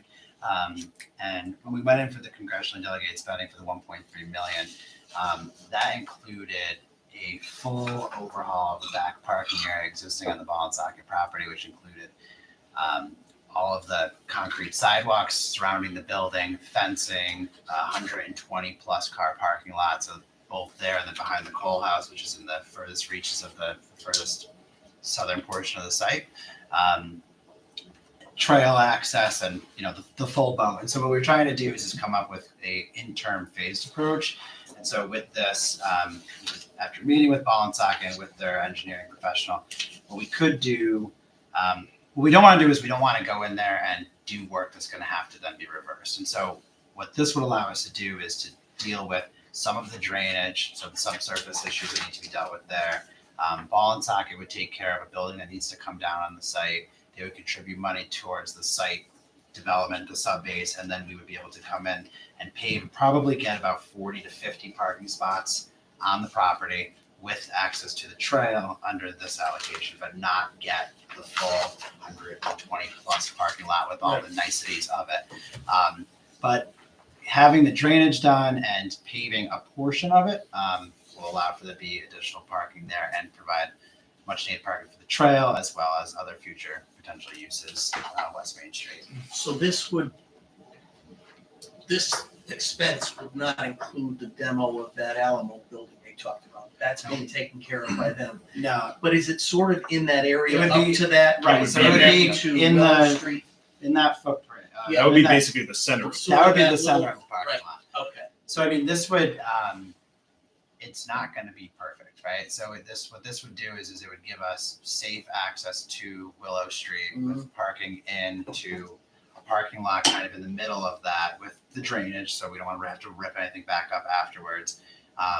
In the footprint of the Alamo building, and then there would have to be fencing. They would have to be installed 6 feet out from the parts of the building that are not redone, which Ball and Socket would have to take care of all that, and then create the trail. There's an old rail spur that comes in from the bike path, which was once the rail line, that comes onto the property, and that would have to be upgraded and have to, there'd be a lot of working with the state and getting that crossing That's all approved and all that would have to be done, but we need the parking out there, and so this could help get us one step closer to this larger project, and then fingers crossed that we get this large $1.3 million where we could then do everything we want to do out there and more. Yeah, I know. I mean, the 1.3 million is probably a long shot. We recognize that, but I will say also, so this morning, actually, all of us were on a 10 a.m. call. The state this morning announced the next round of STEEP grant funding, which is it's been 2 years since they've done that. They've allocated $30 million to the STEEP program this year, which they're saying then caps municipal requests for STEEP applications at about $500,000. Obviously, there's more towns to go around. If there was even 100 towns applying and everybody got it, that'd be about $300,000. So to temper our expectations, but this is a project in an area that I know would check a lot of the boxes for a STEEP application. Streetscape, sidewalk along Willow Street, the parking, anything that supports economic development and recreational access and those things, those always seem to go because it's a competitive grant process. But again, just this morning they announced, and that deadline is August 15th, I think. But that grant window has just opened as of this morning. So that's this is a project that, and there may be some others, but this might be one that we should consider possible STEEP. This also does have the next tier of support from the DECD on it because it is a shovel-ready project. Right. So there's levels of different preference that they take with these programs, and having it shovel-ready is top tier. Their interest is to have these executed as quickly as possible because Ball and Socket's already invested in the design. Their engineer has plans substantially. They did also say, though, that a 20% match is preferable. It's not required, but it's preferable. A local match of local dollars. You can't use ARPA funding and other things to say that's our match. So That's a consideration. There still need to be some skin in the game, but again, upwards of potentially $500,000 or something that we could add to this. That's something to look at. So again, the 300,000 buys us preparation for parking or actually paved piece there? They'll get you parking. They'll get Okay, you parking. It's it'll not get gonna us get you, the- it's not gonna get you a full parking lot, No, but it's gonna But get, it's gonna get that area within the boundary walls of the existing structures right, and overlay the torn down part. right. So So, access off. And then access- Willow's cleaned up, but there's no sidewalk. That's part of Right, maybe so- steep or something. So all the I don't want to say it's not gonna look pretty, but it's not gonna be, you're not gonna have the Willow Street sidewalk's not gonna wrap the corner with all brand new fencing with everything all cleaned up. Right, And, right. there's a big retaining wall that Yep. they envision that's gonna be built there. It's a block wall, which is gonna be, that's gonna be expensive. And the block wall will then allow there to be parking on both sides of that driveway coming into the site. That's a huge amount of money. That's, but we can get people in there safely to a surface parking lot, keep people away from those buildings, get them to the trail and get them to the front half of that property with this money. Okay. So, Okay. go ahead. Go ahead, Don, I'm sorry. No. Go ahead. Yeah.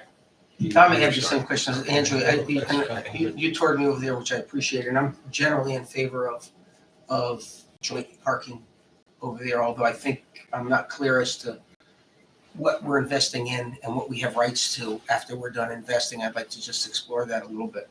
But I'm trying to understand this. There's a state grant of 150 and we're adding 350 to it, so there's $500,000. No, you're adding 200 to the We're adding 150. 200 to the 150, so even way though it it's says proposed. 350 here, we're only adding 200 This, for our yeah, the budget. state. 200 of our budget. So you're adding 200 taxpayer, then 150 is coming directly from the state. Okay, so we're adding, so for that $350,000, we're paying for certain work that's not gonna be usable parking. It's underground drainage and things like that. Some of it is usable parking, some of it is the access to the trail, which I don't know if you showed me that concrete, Culvert,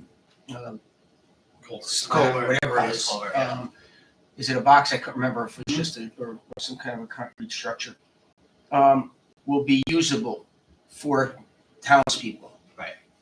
And then is this going for design as well, or is the design already The design's completed? already, so Christy Angeles has been working on the I know design. that, yeah. So he's gonna do all the designs and specs for this.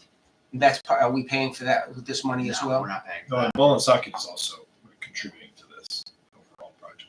That would be. So when we're done, what rights does the town have to that parking versus the private rights of the people that are renting or leasing land at Ball and Socket or using Ball and Socket, just so we understand what we have or don't have in town? So that's, Yeah, no, that can definitely answer that.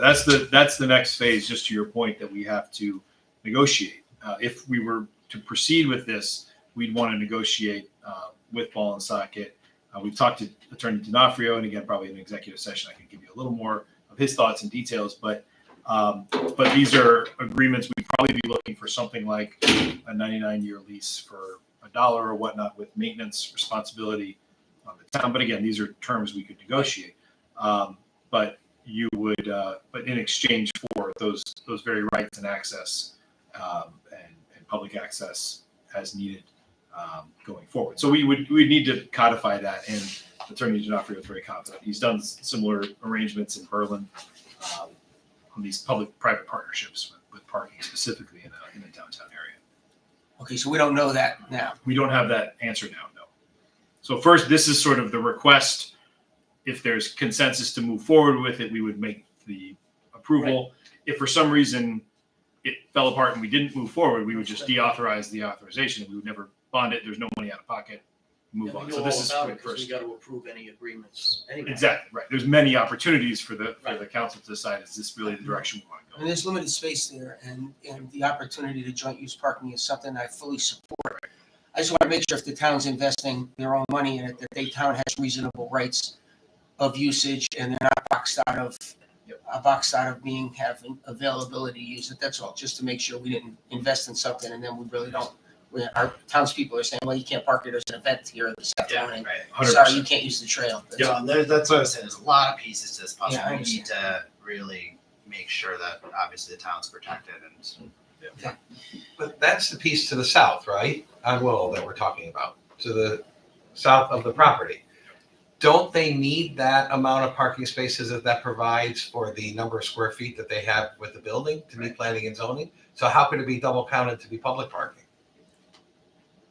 I think it's a joint use thing where people generally, for the towns, would be using it during the day to get access Okay. to the trail, and many events will be there in the evening. They're probably problematic on a weekend where there's daytime events in the building. So And there is people are some still trying to overlap park. time. So but- it could be complicated, but I think for the most part, I think there's an opportunity to both use it in many instances where you're getting maximum use out of the parking lot and you're not conflicting with each other. But there will be times where it'll be conflicting. That's where the attorney and the town has to make sure that the town's interests are protected in some way, as well as because we're investing in it. But I think there's so limited parking there. I think it's good to try and work this out if we can. Yeah. But since we're investing money in it, we should make sure that our townspeople are not Yeah. out of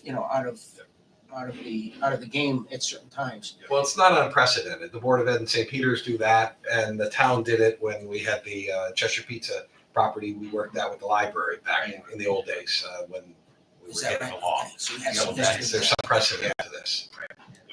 You can't say that at the Grange, you don't have much business. Don? Yeah, I Jonathan asked some of my questions, but I mean, whenever you're going into a project with a private entity, and Woonsocket, although they're a nonprofit, they're still a private entity. I worry about, other builders or other people doing construction coming to us, say, hey, how come you're doing it for them, not for us? But one of the things, how many total spaces have, I think it was 260 is that total spaces at Woonsocket? Total, when it's all done? Or is it? There's about 160. So 160, so this will be a third of their parking that we would be investing in, correct? So 50 spots, so like what Dave was saying, I have a concern about, I guess it's almost a planning and zoning issue where they're gonna have to approve whether we have enough parking, and I guess, like John said, we'll include mixed use, but There'll be times. there are going to be times where it could be a little crazy, and I feel for the other businesses around the area. I'm all for it. I mean, I want to see that place developed as fast as possible too, but I just have some concerns about. If it's paid, people are gonna park on it. Yeah. Correct.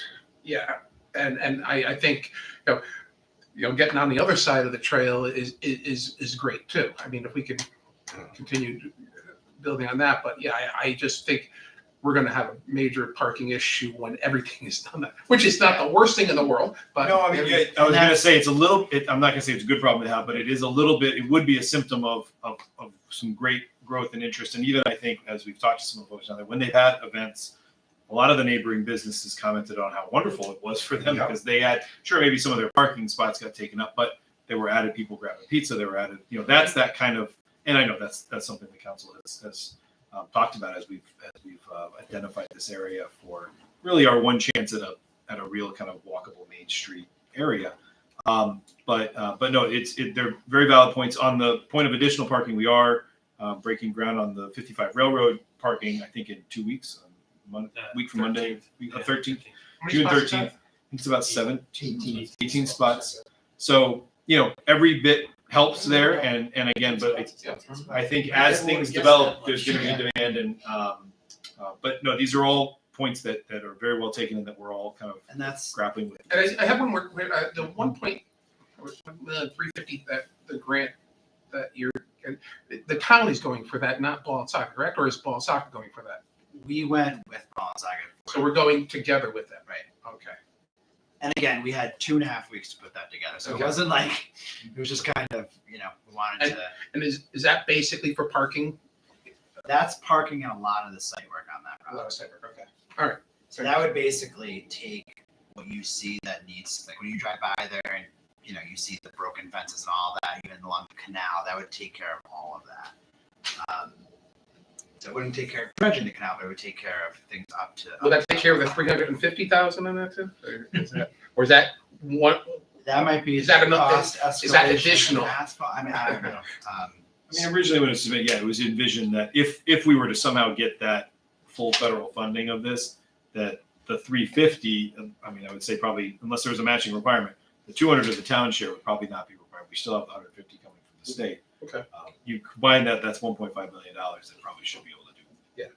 And if I could just add quick, the bar grant that the council provide authorization to apply for, that I'm working with the town planner on now. A lot of the parking requirements and all of these things that we're discussing here is what the whole reason for that grant is to bring in a consultant to help us plan the whole district.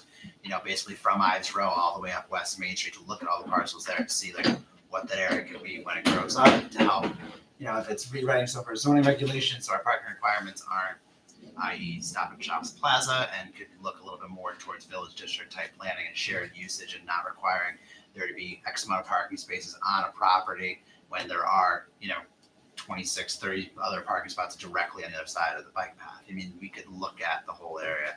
Obviously, we don't want to create a parking issue, but, you know, West Hartford doesn't deny restaurants based on parking. Yep. Dave, you had your hand up and then Chip. Yeah, no, and thankfully, John and Don's questions covered most of what I had, because I was concerned.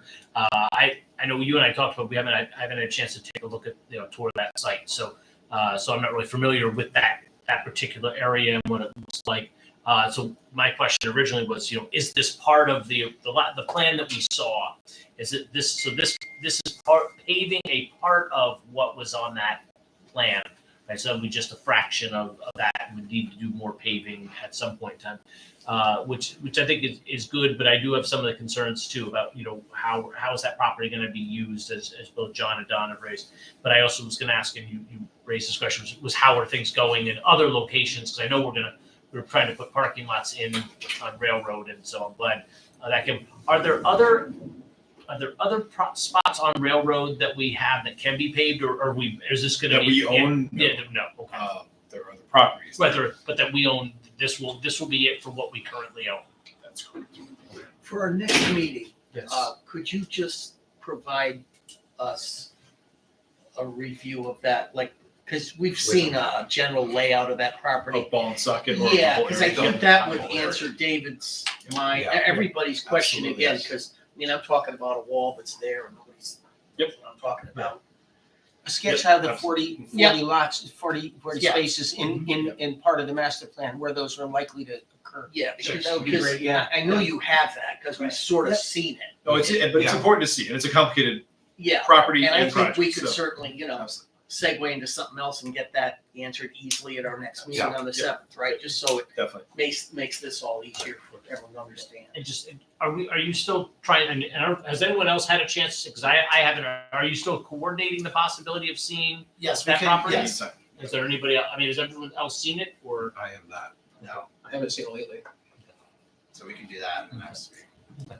Jim? Yeah, I was just gonna say, couldn't we also be looking at on-street parking on Willow and perhaps Warren, at least on one side at some point? Yeah, we've looked at Willow. Unfortunately, maybe it's a George question a little bit. I would love to see it on Willow if possible. As I understand it, it's not wide enough, or the area where the property line starts and stops, there's just enough room for a sidewalk. I think if anything, it's tight. So I think on-street parking would exacerbate that issue. Yeah, not a traffic engineer, but I know that's another area that there may be some opportunity there, but I don't think there's a lot of. I think it's a little restricted in terms of this. The width of the road would be really your hiccup there. Unless you made it One way. One direction. No, don't even go there. Those residents would not. I know. We've had all kinds That's of problems over the years with Ballside, or Yeah. the other one, other business. Oh, Yeah. And all kinds of, we've tried I things know. because the truck's going and all that, and the residents in their area just don't want it. Well, that doesn't mean they don't now, but they did not then. That was a real problem. It's a good question. I don't think. I thought at one point, since we had so much trouble getting the bike trail done, that we could just block off 10 feet of the road and have that be the bike trail, just a side track. That was not gonna work either. So that's sort of similar to I mean, that. the parking demand is such that it seems like we're gonna Yeah. have to do something in Yeah. terms of on-street parking there somewhere. Yeah, Well, the planning study you're doing will hopefully address that as part of that. yeah, exactly. Yeah. When do you expect to have that? So we're applying for the grant. It goes in June 16th. I meant the parking plan.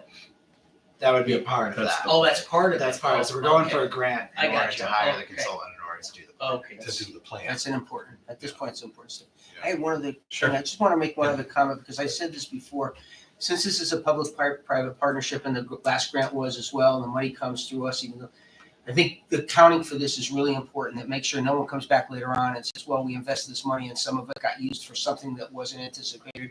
Right. So I'm just, George's office or the town engineer's office review the horizontal stuff. I know that I asked the building department support your office, Sean, and the vertical stuff that's being done, just so we have a check and balance on this. I anticipate everyone's trying to do the right thing, but I'd hate to have something, go astray and then someone question it and then we were embarrassed. There's no reason for that because everyone's trying to do the right thing. So. Absolutely. Are we all set on this? We'll get more information certainly. Yep. For the update. Maybe even Tuesday for our catch-all meeting. Yeah, that might be. Good. Probably good. If you can, even just the maps to For Tuesday? show Oh, yeah. what's Yeah, going yeah, on, Yeah, we'll have some. where this, In this where room? railroad is. Yeah, we're gonna be in this room We next can- week. We can put it up on the screen and we'll have handouts. Yep, perfect. All right. Okay, great. Anything else related to this? I think that's it, unless there are any other questions from. Right, so where do you want to go I think next? we're gonna move now to Public Works. Okay. Engineering. Yes, you all said. Thank you. Thank you. Thanks, Andrew. Thank you. I'm gonna keep going. We can move to town. Wherever you want to, that's right, I'm Public sorry, properties, yeah. it's all Page under, 19. so page 19 is public property, which also is under Public Works. And again, we'll breeze through some of these, I know, respecting the time, but obviously plenty of time for Well, questions. these little projects mean a lot though. They do, Yeah. absolutely. Boiler replacement. Sure, so 19 gives you an overview of all the public Yes. property requests. Again, concentrating on year one, where the second one down is various town building improvements, which has been suggested at $220,000 by the town manager. That is on page 21. 21, yep. Lost a page. So that's it's a kind of a catch-all request. In years past, in the operating budget, we would put in a section for specific projects through that measure, and it didn't always fit very well because they were kind of larger scale projects, but they were in the operating budget. So some years ago, we moved to this model where we put it in the capital request, since they're larger projects and have a longer timeline that they'll last longer. And here we are. So that it's part of this is honestly kind of emergency fund, if you will. So if a roof blows off a building or a boiler goes down, we've had to use it before for those kind of emergency things, and we try to keep some money around so that we don't have to come back to the council and request emergency appropriations. And some of it is just targeted projects. We're replacing the boiler at the police department. I'm sorry, not the police department, at the library right now. We've got controls at the library that we would tee up for this, that we'd like to kind of get modernized. We've got kind of the old beer can, Barbara Coleman controls there that we'd like to pull out. Arts Place has always been talking about ADA accessibility up on the second floor. That this could be used for some of that kind of thing. And you can go around pretty much every building in town and find worthy projects. But we try to keep half of it every year until we see another appropriation on the horizon, just as an emergency fund, just to be sure if we need to get some funding for something, that we can do it within the confines of being fiscally responsible and have the money already available. It'd be nice to do this with cash and not borrow. Correct. Yeah, These are funding. That's That's an important point, and I'm glad you brought that up, because at the very back of this binder, you'll have tabs on, you do, page 141, on which items are CNR and which items are bonded. Okay. All of these projects are commingled for the purposes of the request. And then depending on the appropriation, which again, the council saw fit to fund 1.5 million of CNR this year, Jim kind of puts into that 1.5 which appropriate projects would fit. So we aren't borrowing. So this one, those vehicles that we talked about, those are not bonded because they don't last 20, well, sometimes they last 20 years. Have you generally had this fund for the various town buildings for a while now, and I just didn't connect that from last year. Yeah, probably So almost you're my just- entire you're- tenure. Yeah, so you're just replenishing it, just like the Board of Ed CNR. About every And they 2 to have it 3 for an years. emergency and whatever. Okay. just on the smaller scale. Yep. Okay. Perfect. So that's the genesis of that. Everything else is in years 2 through 5. So if there's any questions on the rest of them, I'll be happy to. They look pretty straightforward. They're placeholders, so we know what's coming up. The year 2 matters a bit because you start doing the planning for those, and in some cases, designs and things. So, In some cases, yeah, you're correct. all right. Sure. Oh, sure. I Yeah, just had one question, and it may not apply tonight, it may be more of a park and rec thing.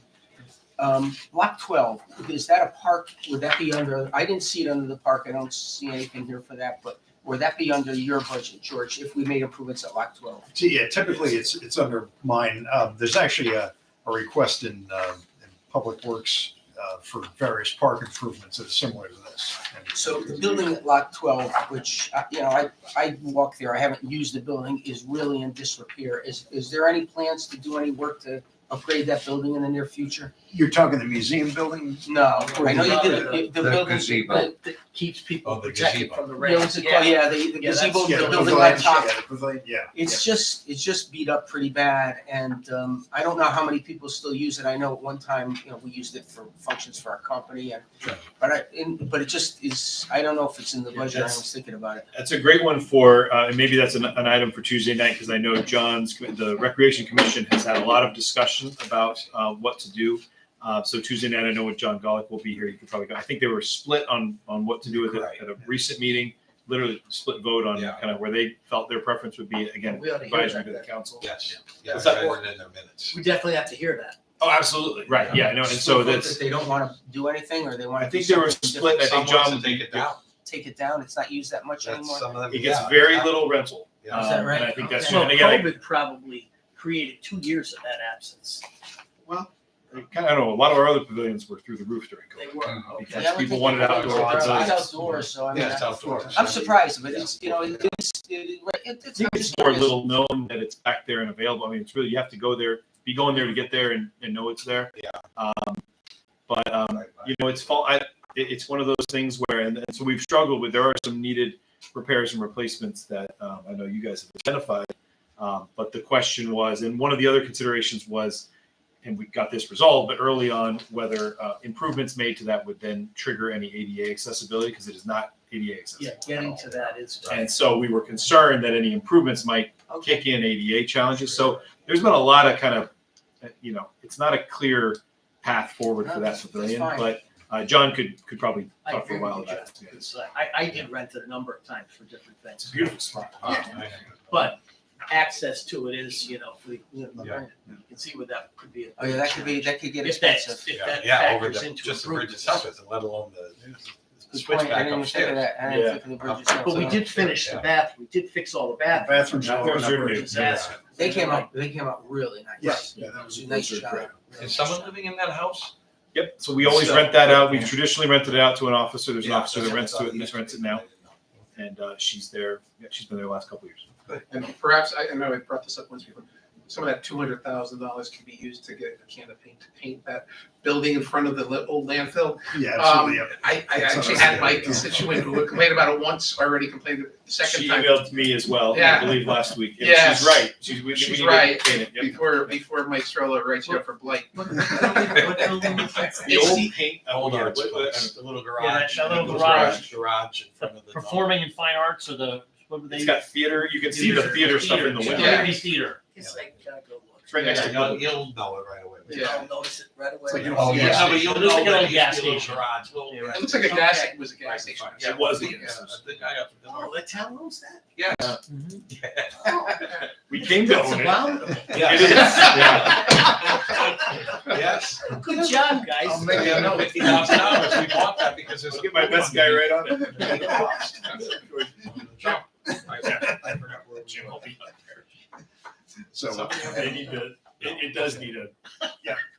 Good put. Tear down. we'll Some hit it. curtains up or something. I know somebody who could get you cheap blinds or something. It sounds like if you paint it, then more people notice. That's So right. maybe we should just leave it as is. We need an air supported structure over there. Art space project. Very To your point, John, we got for that pavilion, we got a quote of about $28,000 to rehab it. So it's not a cheap thing to repair that Lot 12 pavilion. 28,000.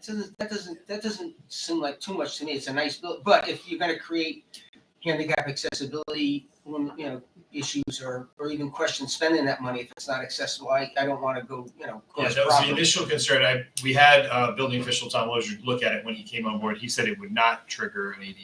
That was his determination. Yeah, that's so I good think we were because most okay. people are walking on that trail and, It is pretty To walk on beat it. up. I mean, in terms of town facilities, it's just, it's it's unusual, Yeah, the way wood- it's. the woodpeckers Is that what it is? Yeah. There's a lot of woodpeckers. oh yeah, which means there's carpenter ants. Yeah. So it's a little of everything. Oh, yeah. All right. So with the council's consent, we can move along to Yes, the meeting of the 49. Public Works Department. Page 49. Which 49, All sure. right, good. And Dan and I will tag team some of these things. Any hard questions, please direct them to Dan. Yeah. George will take all the free buffs. But we'll, A lot of items here. I don't know. Absolutely. How about we just leave page 2 off? That's right. That's right. The good news is that there's only about half a dozen that are in year one. Good news is I didn't fund a lot. Yeah, that's right.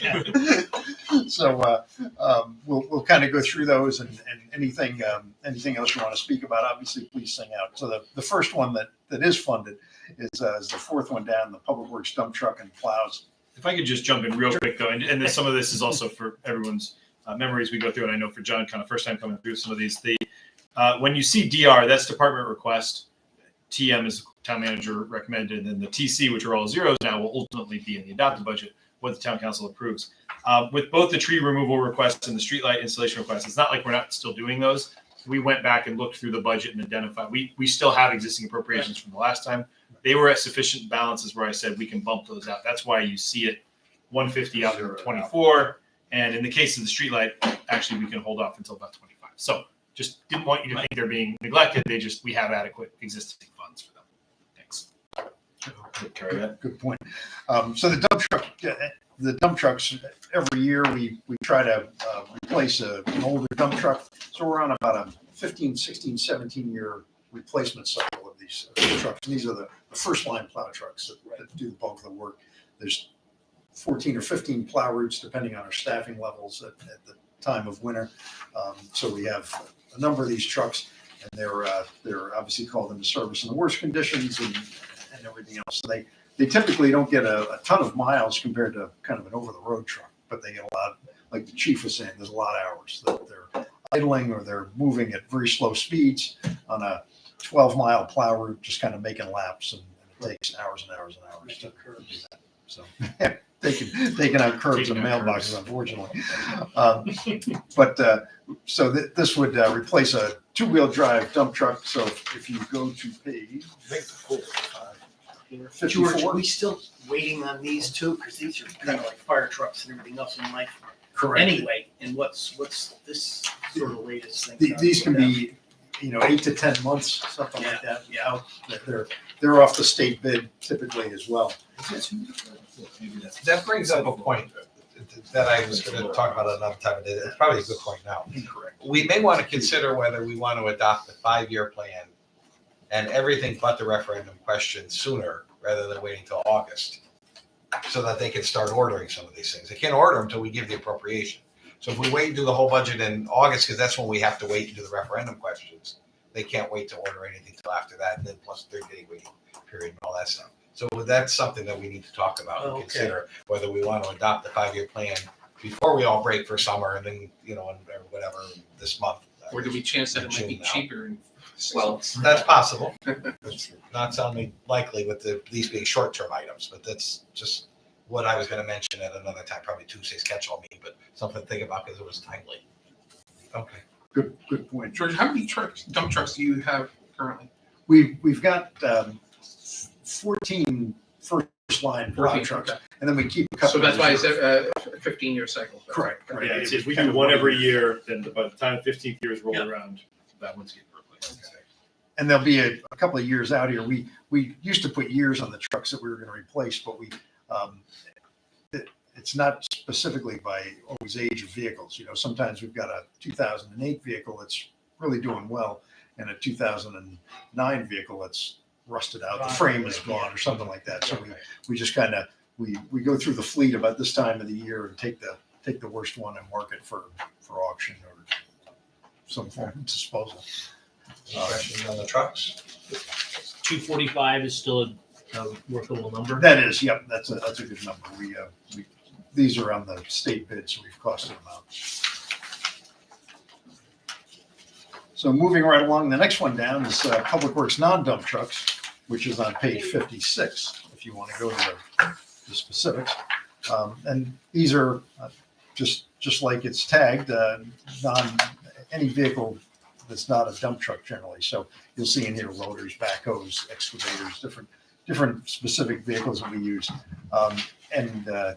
We made a request that included a loader and a bucket truck, and the manager recommended going forward with the loader, which I support.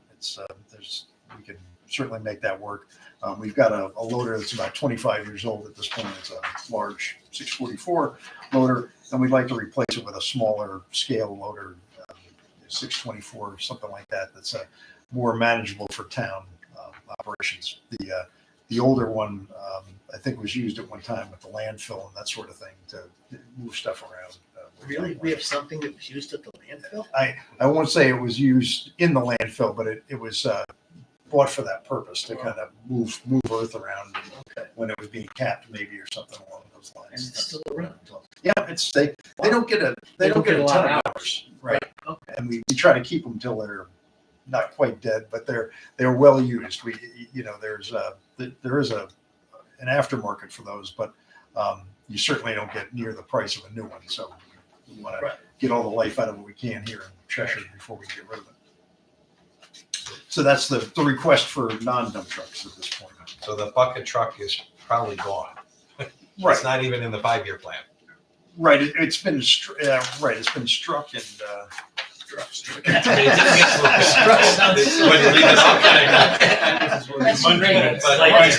like capped like the dump. Yeah. Some might say draconian, but I don't know. It could be brought back, but yeah. At this point, again, it's a bucket truck.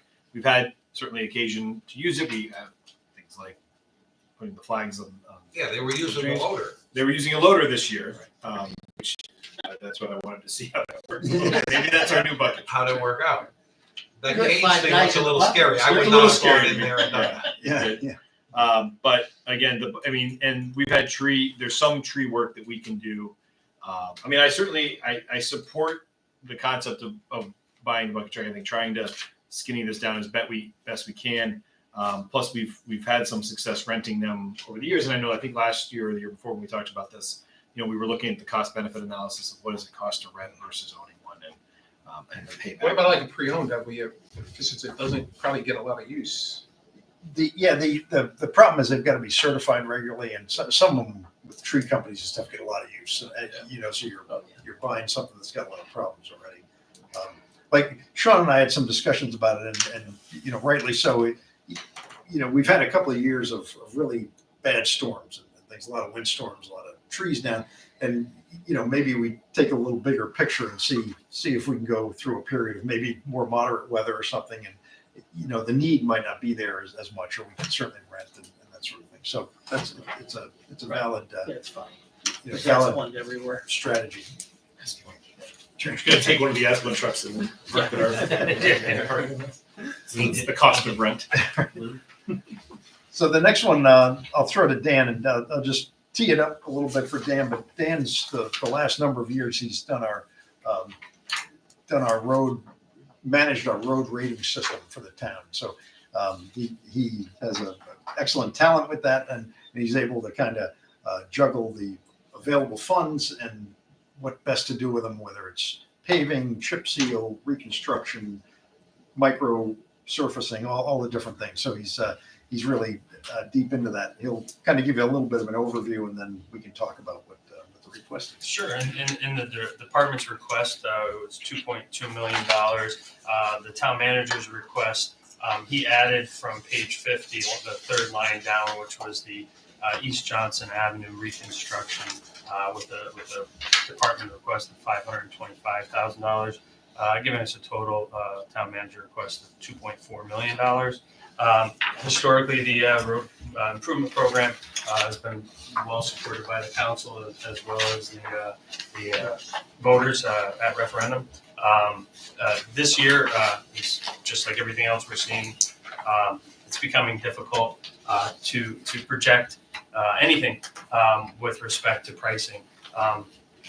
From the numbers that we had last year at the town, at referendum, we were approved at $1.7 million for the program. And since that time, April of this year, the Department of Administrative Services state bid went out, and we looked at a 10% increase over costs of asphalt from last year. In the time since, we've seen another 10% increase, putting us roughly 20% over the costs last year for the asphalt. Chip sealing process is roughly a 10% increase from where they were last year, and there's no positive projection on the horizon for what we're going to see through the year on the cost of materials. With that, the appropriation, if you were to look at East Johnson as full funded at $525,000, would give us roughly $1.675 million for funding for the road improvement program, for which we try to treat at least 10 miles, 10 to 12 miles of road a year. We normally exceed that in treating with the crack seal, with an additional 10 miles of that a year, giving us roughly 20 miles of treatment of various types through the year. We will see a decline in that with the funding level due to the increase in cost in this year. And we're going to try to stretch it as far as we can with the various treatments, and make the best of the season, and try and keep with the program and the expectation of treating the high level of roads in town. So since it's one line of cost there, the town manager made it 2.4 million. What were you actually cutting out of the roads to do the bridge? Didn't you say you combined the? Yeah, so the bridge was in at This was 525. Okay. it's not a bridge, it's a reconstruction of a It's- section of East Johnson Avenue from the okay. bridge to McCausland Court. So And it's then the actually, following year, it is a paving project. It's a paving project. Reconstruction. It's called a full depth Okay. reconstruction. Yeah. So it's Is this where the road bed is going out? correct. So- The matter is that the East Johnson Avenue, it wasn't constructed for commercial or industrial traffic. You're roughly 3 inches of asphalt on top of little to no road base, and with the with the increase of CK, their operation has grown year after year. As well as that is we've got the larger facility put up there for Whole Foods, and there's constant truck traffic on that road, which brought it up in our eyes as a good candidate for reconstruction to more of an industrial road. So that is where more of the money will likely be spent then on the pavement? But that number is more of a set number. We can scale That's the back. 525. Yeah. Okay. Yeah, so what I kind of envisioned is the request for the rest of the regular road paving was 1 point. Yeah, so I kind of put that at 1.875, Okay. which, is Okay. kind of in line with where we've Right. done approvals in the past, Okay. anywhere from 1.7 Right. a few years ago, 1.8, 1.9. Recognizing pricing is up, so I think the numbers are good numbers, and if the council saw fit to increase that number, I would certainly support it. I was just trying to find most of us are scared of all these. these are big numbers. I agree with that. But also recognizing the request to have one referendum item versus two referendum items, because these both would be referendum. Right. Hence the merger, but yes, I cut 325 from the combined appropriation. Gotcha. And we've done that before, though. We did Industrial Avenue with the road work Oh, yeah. a couple years back. So Well, it's- this one it's seems not like it's a uncommon. priority too. Yeah. And if we had 1.7 million in road work this year, that 1.9 million that you're asking for next year is almost the same buying power. That was the thinking. And what did we make the second year of the 5-year plan a year ago? I don't remember. Was it 1.8, 1.9? It was somewhere in there. 1.7. 1.7 was last year. What would this year have been if we approve? I don't. Yeah, know where the- 2.2. Yeah, we asked for 2.2. Yeah. But But in the what did- adopted 5-year plan. yeah, when we were trying to cut everybody and trying to, if somebody had last year's budget, Yeah, he's got it. well, approved last year's budget, so we approved. Is that the improvement? I think It's I think it was 1718, something like that. 1.17 was approved in last year. For last year, for this year. Well, a year ago, what did we approve for year two? Yeah. What was year two? Last year, let's see, fiscal '22, we adopted 1.8, Okay. and then 2 million for year two. Oh. 2 million, 2.1 and 2.1. 2 million. So this is actually going backwards from that, let alone the fact that there's a purchasing power. Right, but again, we gotta realize what our priorities are, because we have to decide as a council, talk about this, what do we want to do? Do we think that's, I mean, it's 10% more than last year, which is approximately the same buying power as what we did a year ago. But it isn't what we Actually, it's not. anticipated at 20. It's not actually. It's a little bit less. Yeah. Because they're getting 10% increase. Yeah, I'm and then not a 10% suggesting on we top of increase it, that. but it's really not. Yeah, it's gonna be a little bit less. But it's kind of like dollar cost averaging, right, with your investments or something. You know, Yeah. one year you're buying a little less of something, then as it comes down again, you're gonna buy a little more, so. I mean, have we taken care of, I guess I'd like to know sort of the state of the roads. Have we taken care of the ones that are real bad? I can't remember last time I went down a road that I said, gee, we really gotta make sure this is on top of the list to get done. I'll give you a list. I'm sure you can, but I'm not hearing, but I'm not hearing from constituents saying that this road is terrible and. A lot of the main collector roads have been taken care of over the years, and And the it's state under did a the lot, premise too. of Yeah. get people home on good roads. The less traveled roads are the ones that are beginning to reach a point of disrepair. Right. We do have some of those in the long-term 5-year plan for reconstruction, because the idea would be to use the continuing funds for the the road improvement program to maintain our good roads in good working order, and the reconstructions are more of standalone capital projects, such as scenic court's been on there, and industrial ave reconstruction, which is going to follow the And those culvert around here we'll replacement, talk about shortly. East Mitchell Avenue, Cornwall Avenue extension. These are all on there for more of the 5-year plan for freestanding projects for capital appropriation. The reality is the average road rating it falls in the around 85. We have been able to maintain that rating by the use of alternate treatments as well as the paving. So the reality of keeping and holding a line is a positive thing. Most municipalities are struck with moving backwards. So the use of various treatments, obviously with the 20% increase, I mean, if you were to look at the number last year to this year, 20% increase would be an additional $340,000 in budget to keep up with the program in the same fashion that we had. What, can we get the list of what roads you envision working Yeah, on? we usually do have- get that, we've so been- just so I can get we've a been- vision of we've what been- we're doing. Because Well, of it the involves all changing of our costs streets. and the volatility. But I mean, if you look into a Because of street in the my volatility. neighborhood, I'll say cut out the money because it doesn't Yeah. need.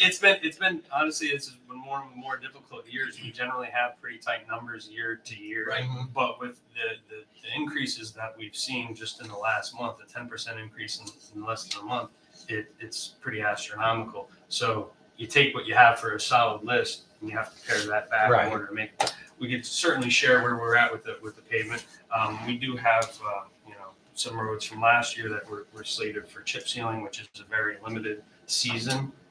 That we'd still like to go back and treat, and those were on the list from last year that you have. But yeah, we can get you a list. For Well, how possibly much Tuesday. money's left in your account since you didn't get The- that last year? That money was Eaten up with something else? that's for the chip sealing. So we ran out of the season last year. That money was year noted for the chip sealing. Okay.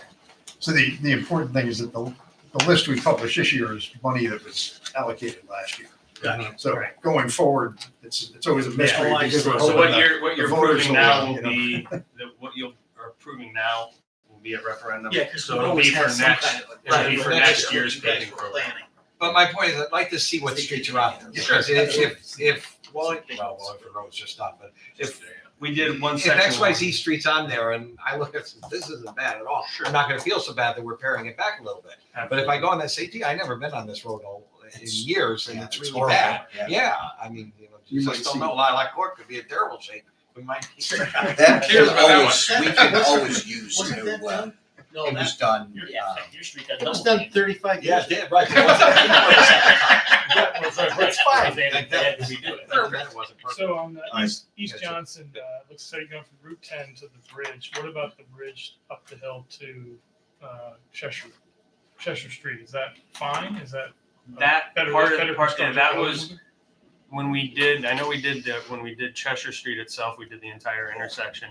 And then coming up the hill, part of that was done at the same time we did the reconstruction of the bridge because they brought the grade up a little bit. There might be a small section in there, but that wouldn't fall under reconstruction because the bridge towards Route 10 is where much of the truck fare is traveling. It's really less than desired to have them go back out to Cheshire Street. Right. So when we're targeting this, it's from the bridge towards Route 10 for the reconstruction to the industrial road. How far a distance will that get you?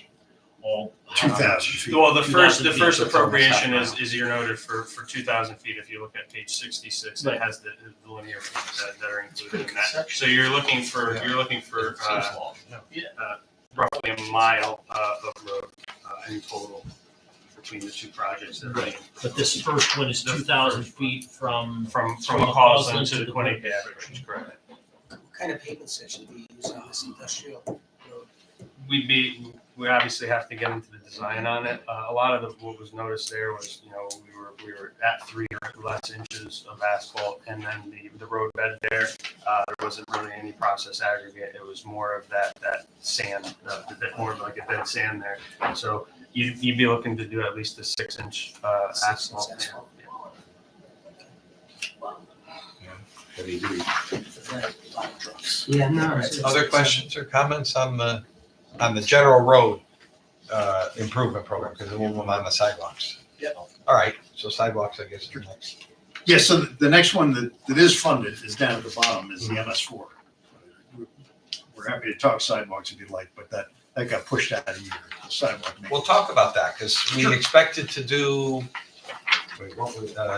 this is not that specific sidewalk over on Cheshire Street, is it? That's the next one down. So there's, Oh, okay, the I'm first sorry. one is, The first one is just a regular program. And what, is that because there was money left over, same as the first two items? We have 2 appropriations currently. Okay, that we're still spending now. And, page 59, I'm actually just going in order on the pages. probably. Yeah. Well, that's okay. I thought I was on 59. I'm on 59. Yeah, the graph's on 49, but the specific. Oh, yes, yeah. Sorry, yeah. yeah, so there's an existing appropriation and for sidewalk maintenance, and we've just been kind of drawing down on that, working trip hazards and ADA ramp upgrades, things of that nature. So the next one down is the Cheshire Street sidewalks. George, can I just ask George on that? Because I'm reading this one, it says roughly 114 miles due to escalating costs and requirements in the state of Connecticut's Department of Justice. We're seeking an increase. So are you finding that some of these ADA projects, you're doing more ADA projects, which you're taking away from the other maintenance things like the sidewalks that are cracking on? So money has to go from regular sidewalks to doing specific ADA projects. So you're doing more of those than you would normally plan to do? We are, because when that ruling was put through, or that code, whenever you pave past whenever a sidewalk comes down to the road and you pave past it, you've got to upgrade that to the ADA standard. So, and those aren't cheap. I think over on Cedar, we spent some crazy amount of money over there, putting because there's a lot of landings as you go up the road there. So it's it's cost of doing business, but it's And when you do those ADA, that's coming out of the 250. That's correct. Yeah, generally, sometimes we pay for it out of the road funding, depending on What's available? kind of what's available and what we're trying to do. Thank you. Speaking of that, we're still waiting on the one on Route 10, Highland Avenue, where Curve Hill. I mean, that's been several years. What's going on with that? Do you know? The design is complete on that. A lot of it was in going back and forth with state agencies on permitting it is within the state right away. The final plans, stamp plans went down to the state as of last week. So we'll be looking to put that out to bid in the next month. Okay, Hopefully that's good. get to construction for the. Do you know how far down Highland it'll go? Will it go to the prison? I think it goes down to where the transmission line crosses, the power lines go right. So just north of the assisted living facility. They're Okay. roughly at the state line. Because I know there's Okay, so asphalt The sidewalks. length of that Perfect. sidewalk all the way down Route 10 from that Curve Hill intersection to Jarvis Street is a bituminous asphalt sidewalk. and it is in a little disrepair. To Once work we get within the the state to confines do of the something state with that. funding that we Yeah. had there, we had to pare it back to where we were able to get the grant and get it at its maximum and make use of it. There's other opportunities, of course, out there to look down the line. The state really they'll get into intersection work when they're paving. They won't get into really replacing the sidewalks there. But when it's in front of their prison, maybe they. It's yeah. If you ask the Well, state, they don't. They don't own any sidewalks. sidewalks. They're kind enough to put them in and upgrade them. When they The do road in the intersection prison, but they projects don't own that themselves. little strip right down the center anyway. And then the next one, of course, on 60 is the sidewalk from, on Cheshire Street to Quinnipiac Park and then down to Sindel.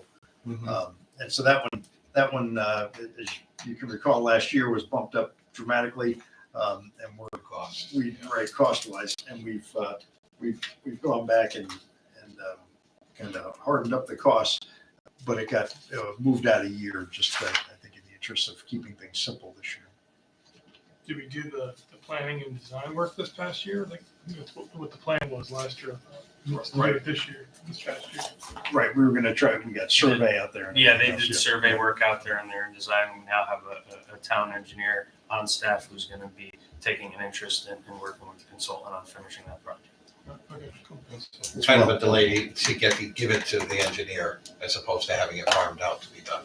Well, there was already a level of survey work and preliminary design work, but now we have staff that can work with them to bring it to the finish line. A lot of it was working in determining the alignment for which side of the road it was going to end up on. And I've walked it now with the town engineer, so he has a little bit of a preamble of what's going on.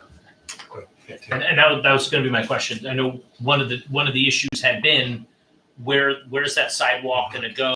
I know there's neighbors on the non-Quinnipiac field who said, it's like this. I already have no front yard as it is. If you put this thing through, you're basically having a sidewalk right up against my front door. And there was some talk that it'll be on the same side as the Quinnipiac, and then people would have to cut across at Sindel. Is that how the plan came out? Do we know? It's a little yeah. both. Well, I think it's going to be a serpentine. Well, you want to keep as few of what you would call mid-block crossings in the game as possible. Right. In the interest of public safety, the police department is really not fond of those, nor are we. Fewer crossings, the fewer times pedestrians have an opportunity to come in contact with the vehicle. So with that, they're working on alignments with the right of way, which in some cases is limited. The Cheshire, the park side of the road does seem to be the ideal place for it at this time, unless anything changes. It's like where we'll see. Okay. But the right of way gets pretty narrow in places, so you might have to acquire slivers of land and different things, and it just depends on the Complicated. Yeah. But at this point, you're leaning towards the Quinnipiac side of the. I would expect that when the final design comes, that's more likely. As that design's being worked out, that's why I bumped this out a year, which really will be taking up, if I propose this again to you next March. March is really about 9 months away all of a sudden.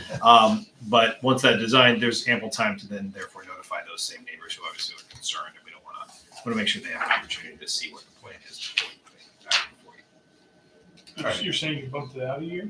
I did not. Yeah, it's so on the request, you'll see it on the request page. It's shown at 425 of the first year, but on page 49. 49 is where you'll see whether I funded them or not. Second, because they're not. So that is moved up to be proposed next year.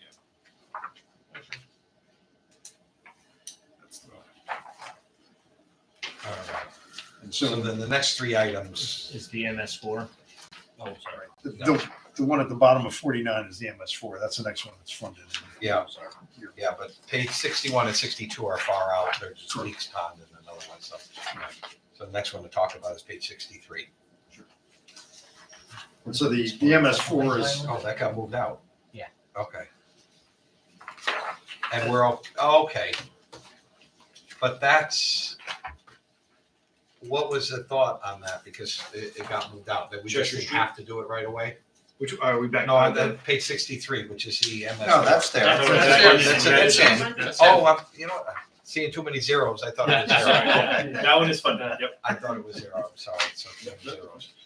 So again, Dan's pretty close to this one, but I'll just kind of tee it up. This is a state initiative that to kind of clean up the stormwater quality and use best practices, I'll say, but it does come at an expense. Unfortunately, nothing's free, and we've been very successful moving forward through this program in years past, but it's going to take constant funding, unfortunately, to maintain the levels that the state is setting. And with that, I'll turn it over to Dan. Yeah, this I think this is the second time we've put in for this appropriation for the stormwater disconnect. Much of the funds that were previously used were used on the initiative to do mapping and identifying outfall locations, directly connected storm drainage systems, a lot of integration and upgrading to the GIS system so that the consultants can work to pare down and identify areas for possible disconnects. Right now, we're going to be looking more at opportunities to disconnect and continue to use these funds to support the MS4 program. So the idea is you don't want to have a rush of water off the street straight into a water course. You want to try to kind of have an intermediate treatment, if you will, allow it to settle out a little bit. And it's more grass. good for water quality, but bad for the pocketbook. The next one, if we go to page 50, is various improvements to parks and open spaces. So this is 64. So details on 64. Correct. And page 50 is the summary. Right. So this is again, much like the buildings. This is the idea of just kind of building an account for the parks. Similarly, several years ago, the council very generously funded the parks with quite a bit, two separate appropriations of $295,000 each, which have been used up largely in various projects. The most recent one going to the Mixville enclosed pavilion that's soon to be built, hopefully, on the park. And this would kind of give us again another allocation just to work from, whether it's restoring fencing or backstops or any manner of things. There's I think when we identified issues in the parks, there was $900,000 worth of things in various stages, not all critical, but this would kind of give us a shot at working some more of those off our list. It's just a quick question. Is to provide a new roof for a portion of the mix. Why wouldn't you do the whole pavilion? I mean, it's not that big. I mean, why would you only do a portion of the roof? Oh, that was the part that wasn't torn down. Oh, okay. So the enclosed one was torn down. Oh, okay. And the other one was re-roofed. So, yeah. But the whole pavilion's gonna. Correct. Okay. Yeah. I was like the pavilion. I'm like, gee, yeah. Yeah. So yeah, this quarter of it. That was done. That was that roof is actually done. Oh, was it? Yeah, that sentence is referring to what it's been used for. Yeah. Right. Okay. Yeah.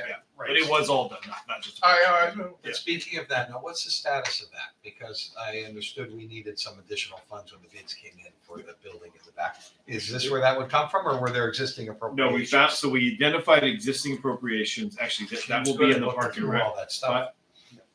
So in the park and rec budget, you'll actually see that referenced, which again, we can talk about on Tuesday night, but that is on page 91. And that description on page 91, that replaces the $101,000 that the council reallocated to close the gap on the John G. Martin Outdoor Education Center. So that request, which again, we can talk about on Tuesday, replaces that actual account, because we had, as George referenced, the 295 appropriations were specific for parks. That was partly for referendum reasons as well. That was for Mixville Park, trail, and open space improvements. So we did have plans for those that we want to replenish.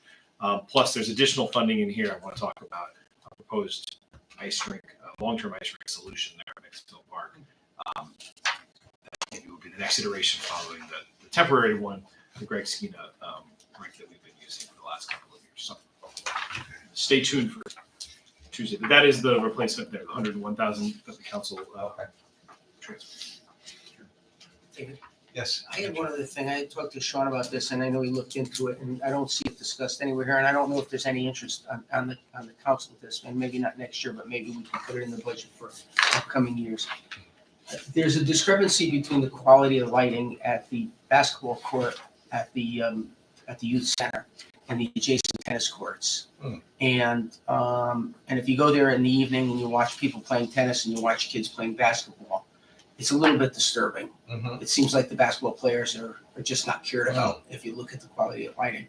I'd like to see us upgrade the lights in the basketball courts to the next level so that you don't see that discrepancy between lighting.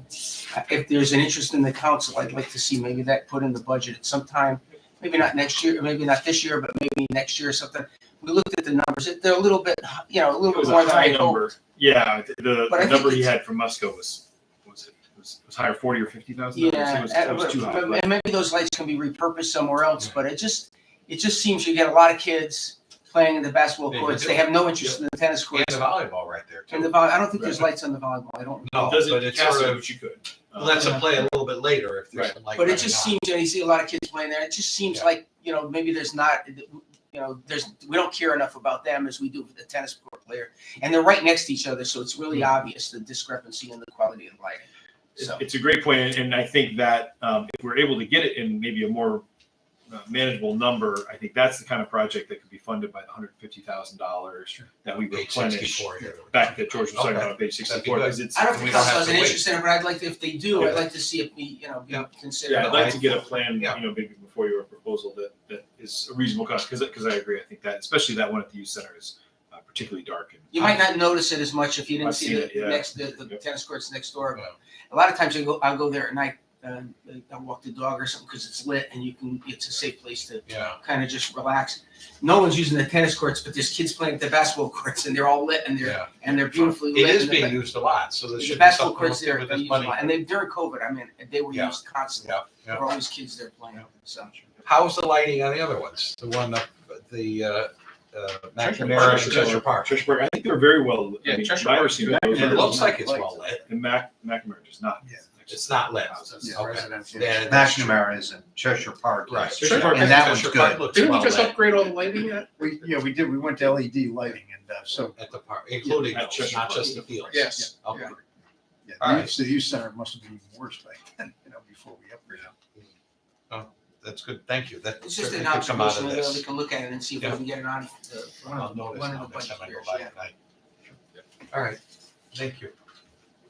Here's some- Moving right along, unless you want to talk about any intermediate ones, the next one Well, is paving of the. North Yeah, but Court. just mention scenic, well, like you had said before, scenic, East Johnson, Cornwall, East Mitchell have all been on for a couple of years now, and their time is gonna be coming up sometime soon. Scenic, is that off of Coleman? No, No, Weiss between and South South Meriden. Meriden to Weiss to South South Meriden. Meriden. Country Club. It's an angle in there. Country Club. Yeah, Country or Country Club, I mean, Country Club too. Yeah, so if you were Where on, Weiss you know, Road is. Weiss's, where it hits Country Club, Yep. take a right, and then like 100 yards up or so, you go left. Past G May's house. Oh, You would go yeah. Right turn across from like Buckland Drive Yeah. or Yeah, whatever right, that is. Yeah. Okay. It connects out to. That's the one that's got Yeah. subsurface problems. Yeah, and then it runs out to South Meriden Road and comes out, Right. actually right across from Ken Newman's house, just right where Ken, if you know where Ken is. Yeah. Right up by Ken. Yeah, so there's, not the whole road, but there's sections of it that are just moving Yeah. around. There's something really going on under there. We've poured and found, poor soil conditions. But again, it's more residential. The East Johnsons and the industrial Aves and different ones those are really ones that need immediate Cost attention. more per mile. Correct, yeah. All right. So East Johnson, there's a second appropriation for East Johnson that's out in year 3, which again is that section from Route 10 back to the east. And then Cornwall, which was just developed, there's a large cul-de-sac at the end of Cornwall Avenue Extension. But that road is pretty narrow. It's not much more than a driveway at this point. So the idea would be we'll never get 30 feet out of it, nor would we want to, but we can get 5 or 6 more feet out of it, something like that, just to make two-way traffic more possible. And then East Mitchell is way out, and again, there's a large development proposed down there. So again, that road is fairly narrow, and at the council's pleasure, we can look at expanding that if need be. All right. Um, And you got out in a few years, Bartlett Park. Correct. So the south drive at Bartlam Park, or paving the parking lot and access drives Bartlam. Bartlam's way out. We're kind of hoping to tie that into the whole Bartlam South Yeah. coming online. Yeah, And makes maybe sense. Yep. we can use that to pave the main entry road in there and make it all look new again. And then finally coming back to Cheshire Park now. So we've got the north parking lot and the south parking lot. And the north parking lot is the one that's in year one. Dan will take you through it again, but this is the lot that's by the playground and basketball courts and everything else. Yeah, this would be a direct replacement of what's there, restriping. It's past its useful life at this point. And it's regularly deteriorating and in need of repair. Funded the second year to that would be the south parking lot, and that'll actually tie in with some drainage improvements that we're doing on the south end of the park. So with that, those numbers were developed in consultation with the use of the DAS bid and Tilcon in part, and working to secure some good numbers. We're hopeful that with the increase in escalation that we continue to see, that we'll still have enough there to cover the cost of the project. Are there any additional spots going in there? Because I know there's some gravel areas in that north. Will that be paved or will that remain gravel? Or? We can look at what extent we can expand the parking lot with the available funds. That millings area that was added when we worked with the Parks Department at the time to install that new park. A little cutout by the basketball. Yeah, and that's there to help with the additional parking for the playground that was installed at the toe of that building. I think that parking lot was perfect until last one parked there. And maybe we should call it. Our last time I went before they parked their trucks there, it was perfect. Yeah, that's right. Don't tell us to call Well, it. it's not parking various spots in town. And then we'll all pay for it. All right. Any other public works questions? Yeah. As far as the small parking lot that we have up at Yankee Expressway there, is that still envisioned to be constructed from repurposed materials at some point? Yeah, we have approvals up there, and with COVID that's kind of lapsed a little bit, but I think it's just a little bit of paperwork to get the state back to give us approval to tie in again. But it's a small parking lot. I want to say, you got to relook at it. Yeah, I want to say it's less than 10. The part of the state approval was within the state right away. The entrance had to be paved. I think it would be just an extension of the permit for that, and then again the town personnel availability to finish off the work that was started up there by. But do you envision that happening over the next year, you think, or is it? Yeah, further absolutely. We'll move that a little further up on the list. It just kind of fell behind with a lot of the stuff the last couple of years. So It's a property. used to be the Diamond Savings. Oh, that's what I thought. Yeah, okay, the 300 acres up there. Yeah. The town owns a 3-acre parcel of Woolgate that we would be able to access our parcel. It's right where the Woolgate in Cheshire. At the top, like up at the top of the hill there. Yeah, kind of near that water tower. is Water up tower. there? The water tower is RWA property. It's right next to it, and that's the access drive. And then just to the, what would you say, west of that, I guess, depending on how you look at it, southwest of that. What's going on with Fen Road and the property acquisition there? Because there was talk of doing some parking there. Is that not yet thought out? We don't have a real plan still? Other than what's kind of available from the residents that was there, Right. we haven't done a lot of planning there, to be candid. So we can certainly look at it, expanding a Because parking I lot. thought, I've asked the commission to focus on that and get their suggestions as to that. Maybe we can hold off on defining the parking until they see what else they want to do with some of that Oh, land. I would agree. I thought there was something the state had, not the state, but the funder, the primary funder had provided,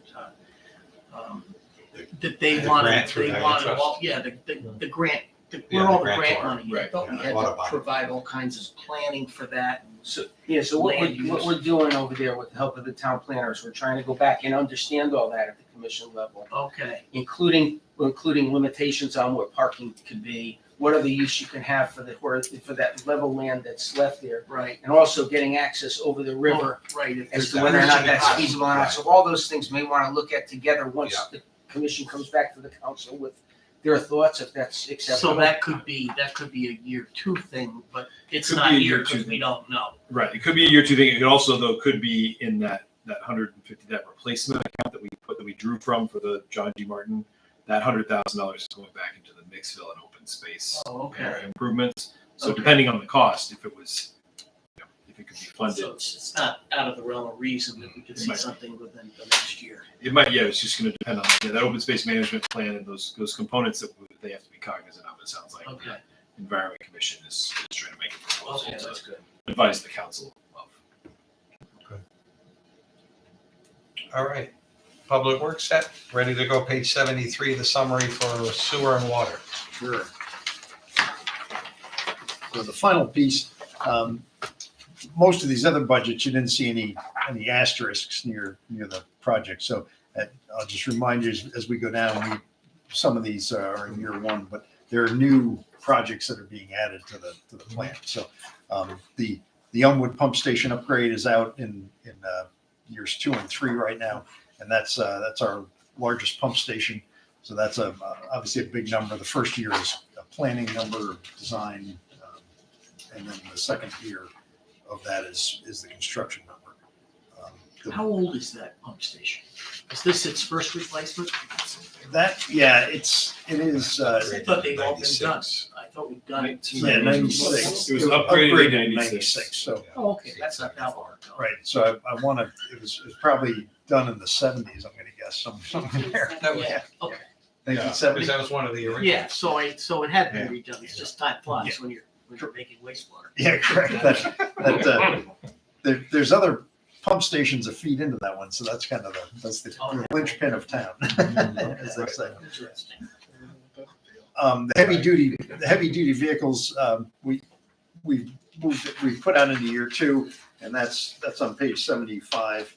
If you want to look at the specifics, but it's the kind of thing, the dump truck that hauls sludge for us, which was revamped about 5 years ago now, and those 10-wheel dump trucks last a long time, so we expect that to keep giving us good service. There's a skid steer in there,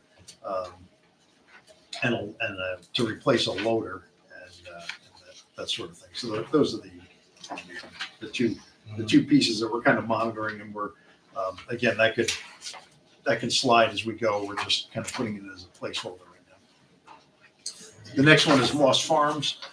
So that pump station is slated for study and design this year. Yeah, that's the planning piece. Correct. 25. And then funding in year 2 for the expected construction. Is that going on Dundee? Uh, Or is it Moss Farms? Is that Dundee? Yeah, that's, yep, that's right down, yep. And then we've got the inflow I&I, which slid out. The manager was right to move that out several years. We've got a healthy current balance of I&I available, so that can be used for any kind of planning or small scale survey of what's going on with our sewer systems before we need to ask for more funding. Denitrification, that's just out a little ways, and will be taken up as it comes. And then we go into some of the newer ones. So East Johnson Pump Station upgrade. This is out in years 4 and 5, but similarly that pump station not even getting any younger, as they say. So that'll be pushing its 30-year life cycle by that point. The next one is funded in year 1, which is the type we hate to do, but it's a year 1 that has never appeared on the capital budget before. And we're calling this in-kind treatment of plant equipment, and that's on page 780. And there's at the top of the page, if you look, there's a list of grinder pumps, sludge pump, bucket, ferric acid, ferric and aluminum metering pumps, and it's a laundry list of different items. These are this is equipment that exists and is slated to be replaced with upgraded or new equipment. And Dennis Divert during the operating budget brought many of these up, so we can go into as much detail as you like. But this we had a meeting with him a couple weeks ago just to make sure the numbers were correct and the list of equipment and everything checked out by his survey of the plant and kind of understanding of the needs now. Sean, what? Was this, were you just calculating as bonding or CNR? Or from their reserve fund, their fund balance. That's my question. The funding for both these items. I want to say bond, but It's not in CNR. I didn't see it on there, so I'm wondering if think you're it's bonding probably it. You're not taking it from their fund balance? not until you tell me to do so. Well, no. We're going to talk. Good answer. I do want to talk about that because I want to see how comfortable we are with the We balance. had that they something have. like that last year. Right.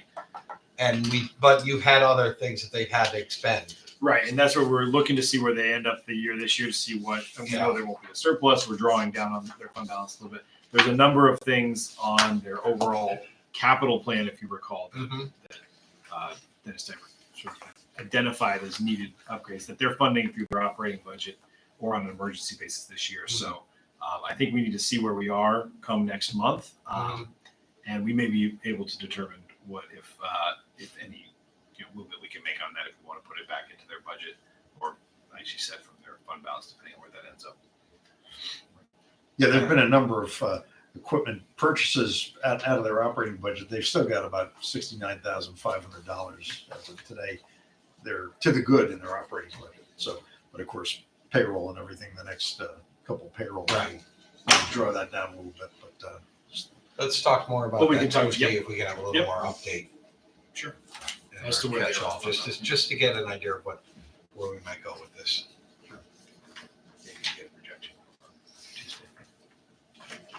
All right, and then the thickening, we don't need to hear. Suffice it to say, we need to do these things. Yeah, this one will is in process. The pumps have already been purchased, as you remember. This is just the panels that serve the pumps. Yeah, we did some emergency, which is good. Keep it up properly. Correct.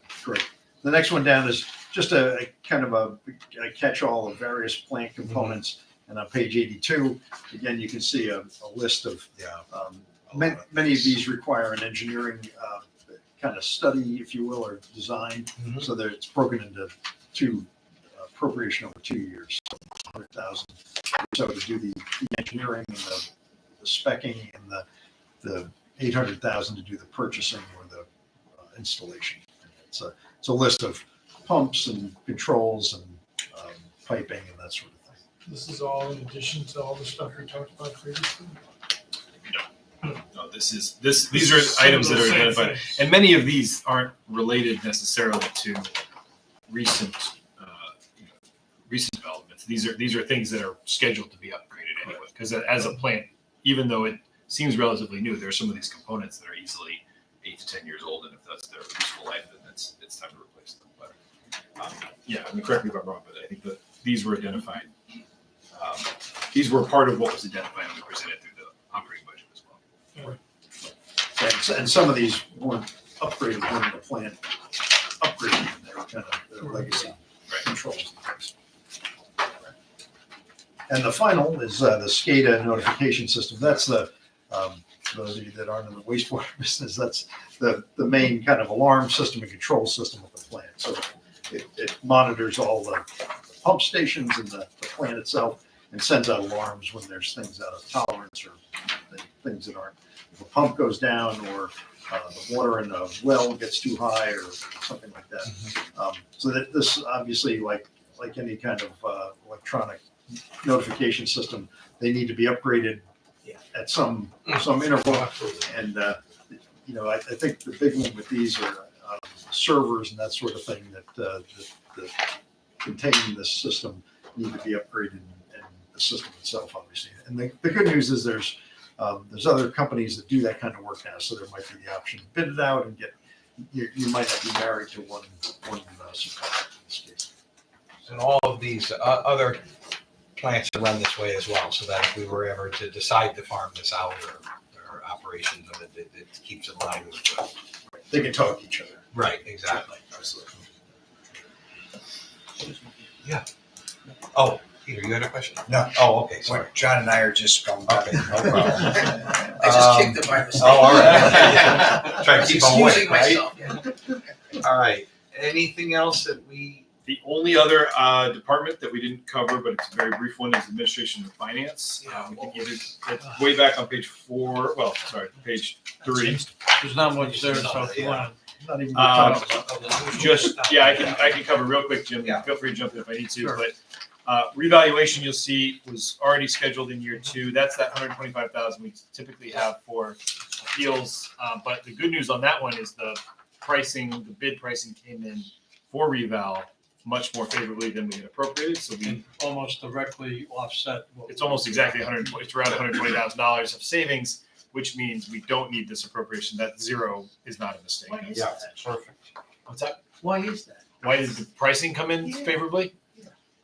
I mean, that never happens. Something's got They to go forget down. that. They forget the third. Don't What? I mean, I mean, we can ask them for a higher number. that we've No, been this is using like for doing it, quite yeah. some Why'd time, you so get I screwed think the they're pretty last time? familiar $40 with us. And, frankly, one of our former assessors is Yeah. currently employed there, so Right. I don't know if that has something to do with it. So They think it's I'm easier not to access complaining. in some towns. so they obviously, I think we all went places. with perhaps some conservative pricing to put Yeah. a number in the budget. If you recall, it was a large number because it's the full Yes. reval, but Yeah, right. we talked about, and we were worried, we had some reval, referendum concerns, but we worked that through with the way we funded it, because it was such a large amount. Mhm. But it turns out we were okay. Yeah. Maybe it was a little conservative in the pricing, but it's a good problem to have in this Yeah, case. I think there's also been some recent efficiencies in the way some of these evaluations are done. I don't know the details. They go to Zillow and Redfin. Yeah. Let's just hope the work product is good, because Yeah. last time there were some. Oh, was there? Oh, yeah, there was just, they said capes were worth as much as colonials. And there's not a chance in the world they're worth the same. Yeah. I didn't win on my appeal, and I have a cape. That's all right, I didn't expect to. And so other than reval, we have the really annual technology reserve fund appropriation. Again, you see right on page 5, the history there since really the last 10 years now. We've consistently upgraded a system that was really on the verge of failing and now is in much better shape. You'll see that at the last sentence there, it's designed to be used $60,000 to replace the town network switches, supporting communications infrastructure, $90,000 on wireless network infrastructure replacements, and $60,000 to replace CCTV video storage. And some of those replacements, like for the wireless, that's town and schools. Correct. So just want to throw that out. And this fund tends to also be kind of like a catch-all, and I know we've kind of trimmed what we've put in the operating budget for replacement desktops and things of that nature. So that's where this ends up. It's a catch-all for a lot of things. Any questions on that? All right, so then Tuesday, we will meet, we'll have a brief overview of Park and Rec, because they had a handful of items. We'll get some answers to some of the items that we talked about tonight. We'll review CNR. Yep. And then see what your thoughts are on items that should be left in, adjusted, moved out, and all of that, to try to just get a general idea of where we're coming from all this. Sound like a plan? Sounds good. Sean, is that? That sounds like great work. Okay, good. All right, and then we will also talk on Tuesday about whether we want to adopt sooner or later, so items can be in ordering, or we want to wait just till August to do everything. All right, Mr. Chairman, I'll hand it back to you to adjourn the meeting. That's a great handoff. I'll ask for a motion to adjourn. So moved. Second. All in favor? Thank you, everyone. Thanks for your time. Thank you.